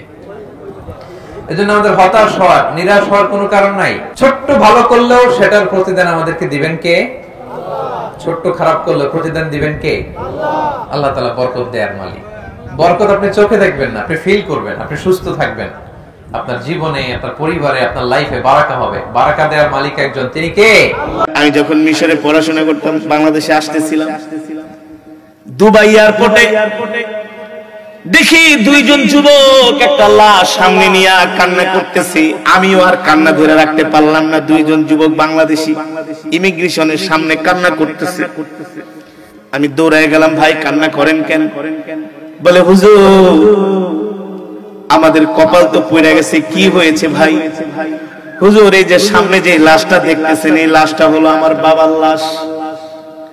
আমার বাবা 22 বছর আগে এই দুবাইতে আসছে, দেশের বাড়ি কুমিল্লা। কয় বছর আগে? 22 বছর আগে আমার বাবা দুবাইতে আসছে। আমরা ছোট ছিলাম, বাবা আমাদেরকে পড়াশোনা করায়। আমার ছোট ভাই আমাকে দুইজনকে দুবাই না ভালো ব্যবসা দিছে। আমার বাবার মনের ইচ্ছা ছিল 22 বছর পরে বাবা আজকেই চলে যাবে বাংলাদেশ থেকে, দুবাই থেকে, আর কোনোদিন এই বিদেশে আসবে না, কারণ অনেক বছর বিদেশ ছিল, 2 যুগের উপরে। 3 দিন পর্যন্ত আমার বাবা বেচা কেনাকাটা করেছেন আত্মীয় স্বজনের জন্য, পরিবার পরিজনের জন্য। 3 দিন পর্যন্ত আমার বাবা টানা মার্কেটিং করেছেন, শপিং করেছেন, দেশে যাবে, যে যা চেয়েছেন তার জন্য সেটাই কিনেছেন। বাবা আমাদেরকে নিয়ে ব্যাগগুলো গুছিয়েছেন, যাওয়ার জন্য পূর্ণ প্রস্তুতি নিয়ে বাবা রাত 2টা বাজে ঘুমাইছেন। সকাল 10টায় আমরা উঠা, দুপুর 2টায় আমাদের ফ্লাইট। দুপুর 2টায় আমরা বিমানে আমার বাবা দেশে যাবে, আমরা বাবাকে এয়ারপোর্টে আগায় দিব।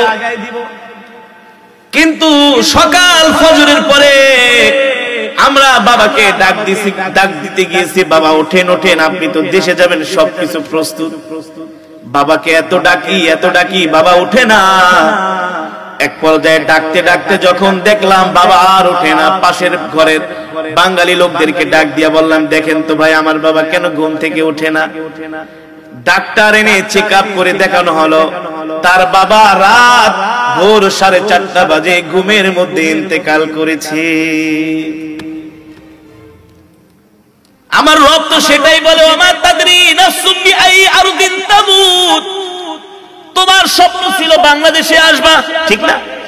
শেষ নিঃশ্বাসটা বাংলাদেশে ত্যাগ করবা, পরিবার পরিজনের সাথে সময় কাটাবা। কিন্তু রব বলতেছেন, ওমা তাদরি নাফসুম বিআই আরদিন তামুত। তোমার মৃত্যু কোন জমিনে হবে তুমি বলতে পারো না, তোমার দাফন কোন জমিনে হবে তুমি বলতে পারো না, একমাত্র রবই বলতে পারেন, ঠিক কিনা বলি? এই কারণে আল্লাহ রাব্বুল আলামিন বলে, হে দুনিয়ার মানুষ আমার সাথে নাফরমানি করিস না, আমার হুকুম মান, আমার ইবাদত কর। যদি আমার সাথে নাফরমানি করস রে মানুষ, ওই কবরে নিয়ে আমি আল্লাহ তোদেরকে এমন আযাব দিব, আমার আযাব থেকে তোদেরকে কেউ বাঁচাতে পারবে না, ঠিক কিনা বলেন? এবার আল্লাহর নবী বলতেছেন, ইযা উদিআল মাইয়িতু ফি কবরিহি জাআল কুরআনু ইনদা রাসিহি। যারা দুনিয়ার জমিনে আল্লাহর কোরআনকে ভালোবাসতো তাদেরকে যখন গোরস্থানের দিকে নিয়ে আসবে, তাদেরকে যখন গোরস্থানের দিকে নিয়ে আসবে, গোরস্থানের মধ্যে নিয়ে এসে যখন কবরের মধ্যে শোয়াবে, আত্মীয় স্বজন, মিনহা খালাকনাকুম ওয়া ফিহা নুঈদুকুম ওয়া মিনহা নুখরিজুকুম তারাতান উখরা বলে বলে কবরের মধ্যে মাটি দিতে থাকবে। আস্তে আস্তে করে কবরটা অন্ধকার হয়ে যাবে, এমন অন্ধকার, ঘুটঘুটে অন্ধকার, এমন অন্ধকারে সে জীবনও কোনোদিন একা ছিল না। ছিলাম বলেন? কবরে যে অন্ধকার, এমন অন্ধকারকে আমরা দেখেছি আজ পর্যন্ত? দেখি নাই। আল্লাহ যখন কবরটা একেবারে মাটি ছিটাতে ছিটাতে যখন আর কোন জায়গা অবশিষ্ট থাকবে না, মাটি দিয়ে দিয়া যখন একেবারে পরিপূর্ণ করে দেওয়া হবে, মাটির মানুষ মাটিতে যখন শোয়ানো হবে, ঘুটঘুটে অন্ধকার, সে একা একা প্রথম ভয় পেয়ে যাবে। হঠাৎ করে দেখবে তার মাথার সামনে থেকে একটা আলো জ্বলতেছে, সুবহানাল্লাহ।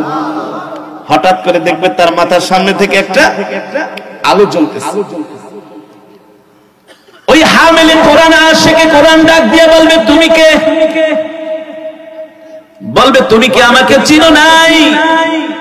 আরে তুমি তো আমার তেলাওয়াত শোনার জন্য ওই মাহফিলে গিয়েছিলা, রাত বেলা হাইটা হাইটা গিয়েছিলা। তুমি তো আমাকে শোনার জন্যই মসজিদে ইমাম সাহেবের জবানে কোরআন শোনার জন্য গিয়েছিলা। তুমি তো সকালবেলা আমাকে তেলাওয়াত করেছো, রাত্রবেলা আমাকে তেলাওয়াত করেছো। শুধু আমাকে তেলাওয়াতই করো নাই, আল্লাহর জমিনে আমার কোরআনের কথাকে বাস্তবায়ন করার জন্য তুমি নিজের জীবনটাও দিয়ে দিয়েছো, ঠিক কিনা বলেন? ও বন্ধু, তুমি আমাকে দুনিয়াতে এত ভালোবাসতা, আমি হলাম সেই আল্লাহর জবানের কালাম, আল্লাহু আকবার। তুমি আমাকে ভালোবাসছো, এবার আমি কবরে তোমাকে ভালোবাসবো, তোমার ভালোবাসার প্রতিদান দিব। সুবহানাল্লাহ বলে, কোরআন বলে তোমার ভালোবাসার প্রতিদান দিব। ও বন্ধু, তুমি চিন্তা করো না, তুমি টেনশন করো না, তুমি আরামে ঘুমাও। আমি তোমাকে আল্লাহর জান্নাত পর্যন্ত পৌঁছে দিয়ে আসবো, পথ দেখায় দেখায় নিয়ে যাব। সুবহানাল্লাহ। যদি দোস্ত জান্নাতে যাইতে চাও, আল্লাহর কোরআনের সাথে সম্পর্ক করতে হবে, কোনো চিন্তা নাই, ঠিক কিনা? কোনো টেনশন নাই। দুনিয়াও শান্তি, আখিরাতেও শান্তি, দুনিয়াও সফল, আখিরাতও সফল, ঠিক কিনা বলে? এবার যখন তিনি ঘুমাতে থাকবেন, দুইজন মুনকার নাকির ফেরেশতা সওয়াল করার জন্য কবরের মধ্যে আসবে। আয়েশা ওই হামিলে কোরআনকে বলবে, ওঠো ওঠো, মান রাব্বুকা ওয়া মান দীনুকা ওয়া মান নাবিয়ুকা, তিনটা প্রশ্ন করবে। আল্লাহ কোরআন বলবে, তোমরা কবর থেকে চলে যাও, কবর থেকে বের হয়ে যাও। ফেরেশতারা বলবে, আরে ভাই, আমরা তো সওয়াল করার জন্য কবরে আসছি, আমাদের কাজই হলো একজন মৃত ব্যক্তিকে যখন কবরে আসে তার সওয়াল জবাব করা। আল্লাহ তো আমাদেরকে এই জন্যই পাঠাইছে, দুনিয়ার জীবন শেষ করে কবরে আসছি, তিনটা প্রশ্ন করব, যদি উত্তর দিতে পারে তাহলে তার জন্য জান্নাত, আর উত্তর দিতে না পারলে জাহান্নাম, ঠিক কিনা বলেন? মাত্র তিনটা প্রশ্ন, বেশি না। আল্লাহর কোরআন বলবে, না না, যাও। আমার বন্ধু দুনিয়াতে অনেক কষ্ট করছে, রাত জেগে জেগে তাহাজ্জুদের নামাজ পড়ছে, কোরআন তেলাওয়াত করছে, মসজিদের কোনায় বৈশা বৈশা কোরআন পড়ছে। কোন জায়গায় কোরআনের মাহফিল হইলে ঘরে বৈশা থাকে নাই, কোরআন শোনার জন্য চলে গেছে।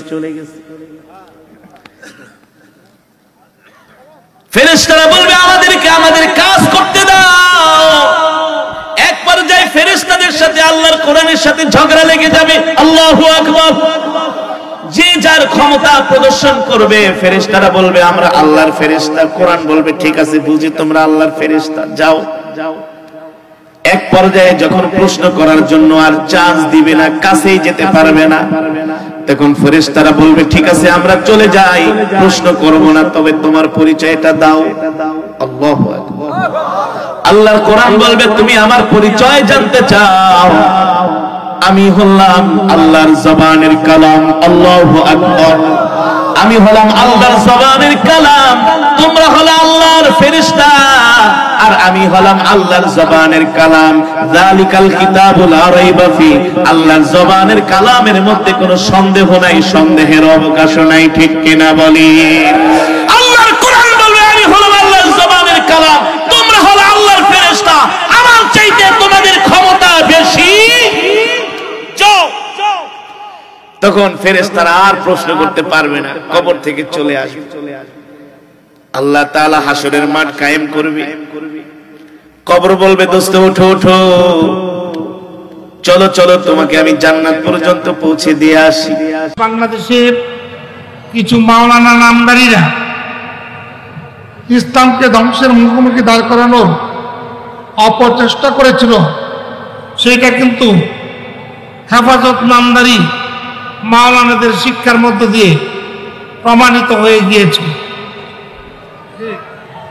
কোরআন এবং হাদিস শুধু মুসলমানদের জন্য নয়, আসমান জমিনের সৃষ্টির সকলের জন্যই এই কোরআন নাজিল হয়েছে।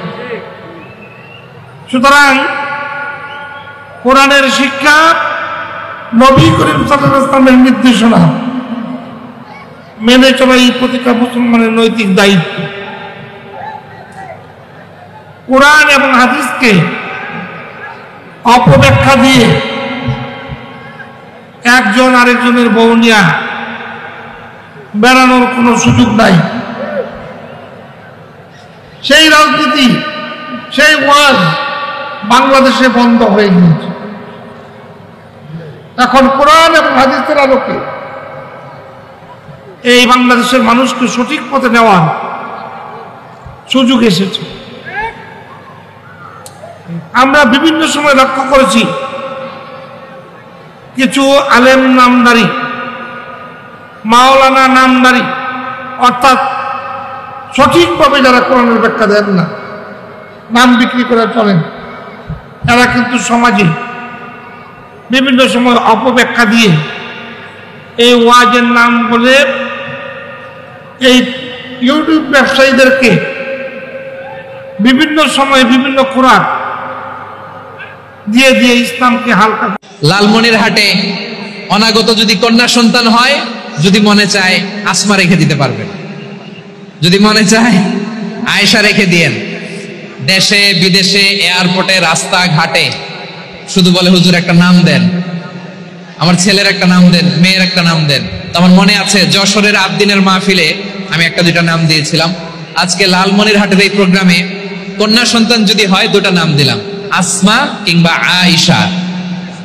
ইনশাআল্লাহ পড়েন। দুজন বোন, এক মায়ের না, বাবা এক মা দুজন। আয়েশা রাদিয়াল্লাহু তাআলা আনহার মায়ের নাম উম্মে রুমান, আর আসমা রাদিয়াল্লাহু তাআলা আনহার মায়ের নাম কুতাইলা বিনতে আব্দুল উজ্জা। আবু বকর রাদিয়াল্লাহু তাআলা আনহু 4টা বিয়ে করেছিলেন। তো একই ঘটনা ঘটেছে এই ফ্যামিলিতে। আসমা ইসলাম ধর্ম গ্রহণ করে মুসলিমা, কিন্তু তার মা কুতাইলা মুশরিকা। আই রিপিট, বোঝার জন্য আমি আবারও বলি, আসমা রাদিয়াল্লাহু তাআলা আনহা মুসলিমা, আর আসমার মা কুতাইলা, আওয়াজ করে বুঝে থাকলে বলেন, আসমার মা মুশরিকা। তার মানে মেয়ে মুসলিম, মা অমুসলিম, ভেজাল আছে না নাই? কিন্তু কুতাইলা আর ধৈর্য ধারণ করতে পারে না। নার ছেড়া ধন, কলিজার টুকরা ধন, কলিজার টুকরা সন্তান আসমারে দেখতে বড্ড মন চায়। সাইয়েদনা আসমা রাদিয়াল্লাহু তাআলা আনহা মক্কা থেকে হিজরত করে মদিনায় চলে গেলেন। হুদাইবিয়ার পর যখন মক্কা মদিনার ট্রাফিক স্বাভাবিক হলো, মক্কার লোক মদিনায় যায়, মদিনার লোক মক্কায় আসে। কুতাইলা কলিজার টুকরা সন্তান আসমারে দেখার জন্য কিছু উপহার নিয়ে বিশাল মরুপথ পাড়ি দিয়ে মক্কা থেকে মদিনায় যায়। সুবহানাল্লাহ বলেন। এখন মা আসছে মেয়ের সাথে দেখা করতে, মেয়ে তো আর দেখা দেয় না। মেয়ে ভাবছে আমার মা তো মুশরিকা, অপবিত্রা, তার সাথে কি দেখা দেয়া যাবে?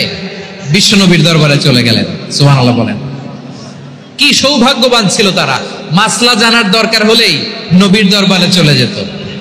ঘরে বউয়ের সাথে ঝগড়া হলে নবীর দরবারে চলে যেত। অনেক সাহাবী বলে আমার পেটে ক্ষুধা লাগলো আমি নবীর কাছে চলে যেতাম, কারণ নবীর চেহারার দিকে তাকালেই আমার পেটের ক্ষুধা মিটে যেত।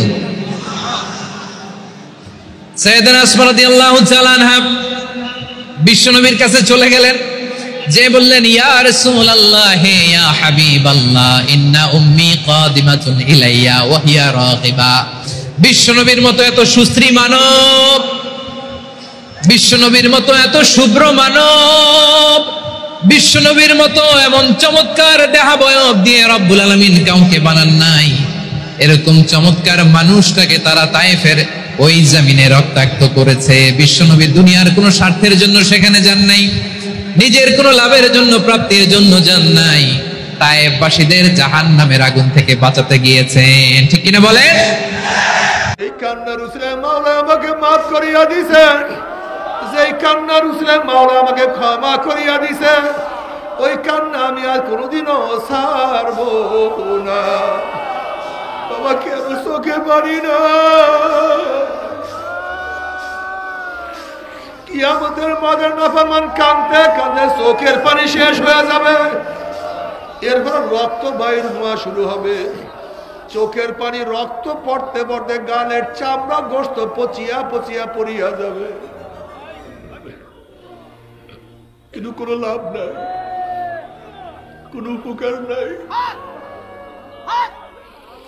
আজকে দুনিয়ার মধ্যে এক ফোঁটা চোখের পানিও তোমার জন্য আমার জন্য জাহান্নাম হারাম হওয়ার কারণ হইতে পারে। আর জাহান্নামের মধ্যে কিয়ামতের মধ্যে নাফরমানরা লক্ষ লক্ষ কোটি কোটি ফোঁটা পানি ফেলাইবে, আর কোনো লাভ হবে না,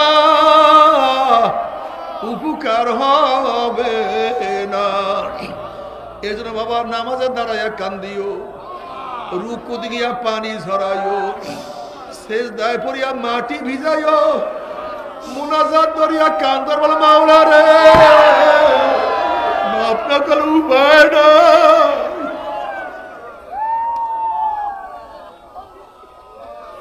বাবা রে তুমি কি জানো জাহান্নাম কত মারাত্মক?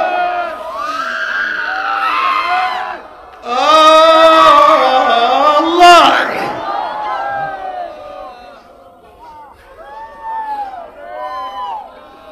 আল্লাহ আমাদের সবাইকে মাফ করিয়া দাও, ক্ষমা করিয়া দাও।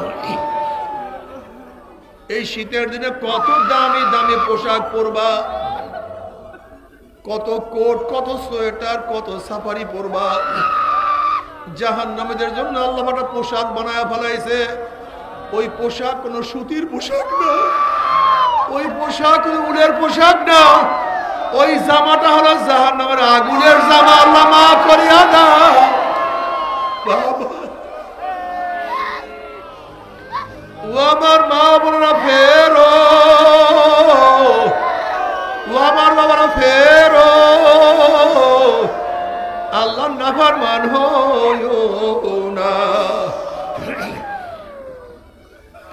তবে মুমিন মুসলমান বলতে সবাই মনে চায় গুনার থেকে ফিরিয়া নেক আমল করিয়া মাওলার জান্নাতে কিন্তু সবাই যাইতে মনে চায়, গুনাহ নিয়ে মাওলার জাহান্নামে কাউরে কিন্তু যাইতে মনে চায় না। কিন্তু কেনই বা আমরা নেক আমল করতে পারি না, কেনই বা গুনার কাজ ছাড়তে পারি না? এর মূল কারণ হলো আপনার এবং আমার পিছনে নফস এবং শয়তান লাগিয়া রইছে। এই নফস এবং শয়তান থেকে ফেরার জন্য যে কোনো একজন হক্কানি আল্লাহর ওলির হাতে হাত দিতে হবে রে বাবা। খবরদার, বর্তমান জমানায় পীর মুরিদের নামে ভেজাল, ব্যবসা, দলাদলি, হিংসা, হাসাদ, শিরিক বিদআতে প্রদ হয়ে গেছে। সমস্ত আল্লাহর ওলির একমত, যেই পীরের 5 জন মুরিদের মধ্যে কম পক্ষে 3 জনকে দেখবা আলহামদুলিল্লাহ সুন্নাত মাফিক আমল আখলাক মজবুত হয়ে যাইতে আছে, গুনার কাম ছাড়তে আছে, নেকের আমল ধরতে আছে, কলব নরম হইয়া চোখে পানি আসতে আছে। বিরিক্ষতার নাম কি, ফলে পরিচয়? আমি চরমনাই বুঝি না, চরমনের দাওয়াত, প্রশংসা, প্রচার প্রসার করার জন্য আসিনি রে বাবা। চরমনায় যাওয়ার তোমার কোনো দরকার নাই, কোনো দরকার নাই, কোনো দরকার নাই। তুমি যার কাছে গিয়া পারো গুনার কাম ছাড়ো, নেকের আমল ধরো, কলব নরম করিয়া চোখে পানি নিয়া মাওলার কবরে যাইও। যেরকম দুনিয়ার ঘরে আগুন লাগলে পানি ছাড়া নিবানো যায় না, ঠিক তদ্রুপ তোমার আমার গুনার দ্বারা যে জাহান্নামের আগুন জ্বলিয়া রয়েছে, যে জাহান্নামের আগুন জ্বলিয়া রয়েছে, চোখের পানি ছাড়া কিন্তু জাহান্নামের আগুন নিবানো সম্ভব না। কাজী বাবা আমার জন্য দোয়া চাই, আমিও দোয়া করি। সবাই সবার জন্য প্রাণ খুলিয়া দোয়া করো, যেন কিয়ামতের ময়দানে গলাগুলি বাঁধিয়া মৌলা একসাথে জান্নাতে যাওয়ার তৌফিক দিয়া দেয়। আল্লাহুম্মা আমিন।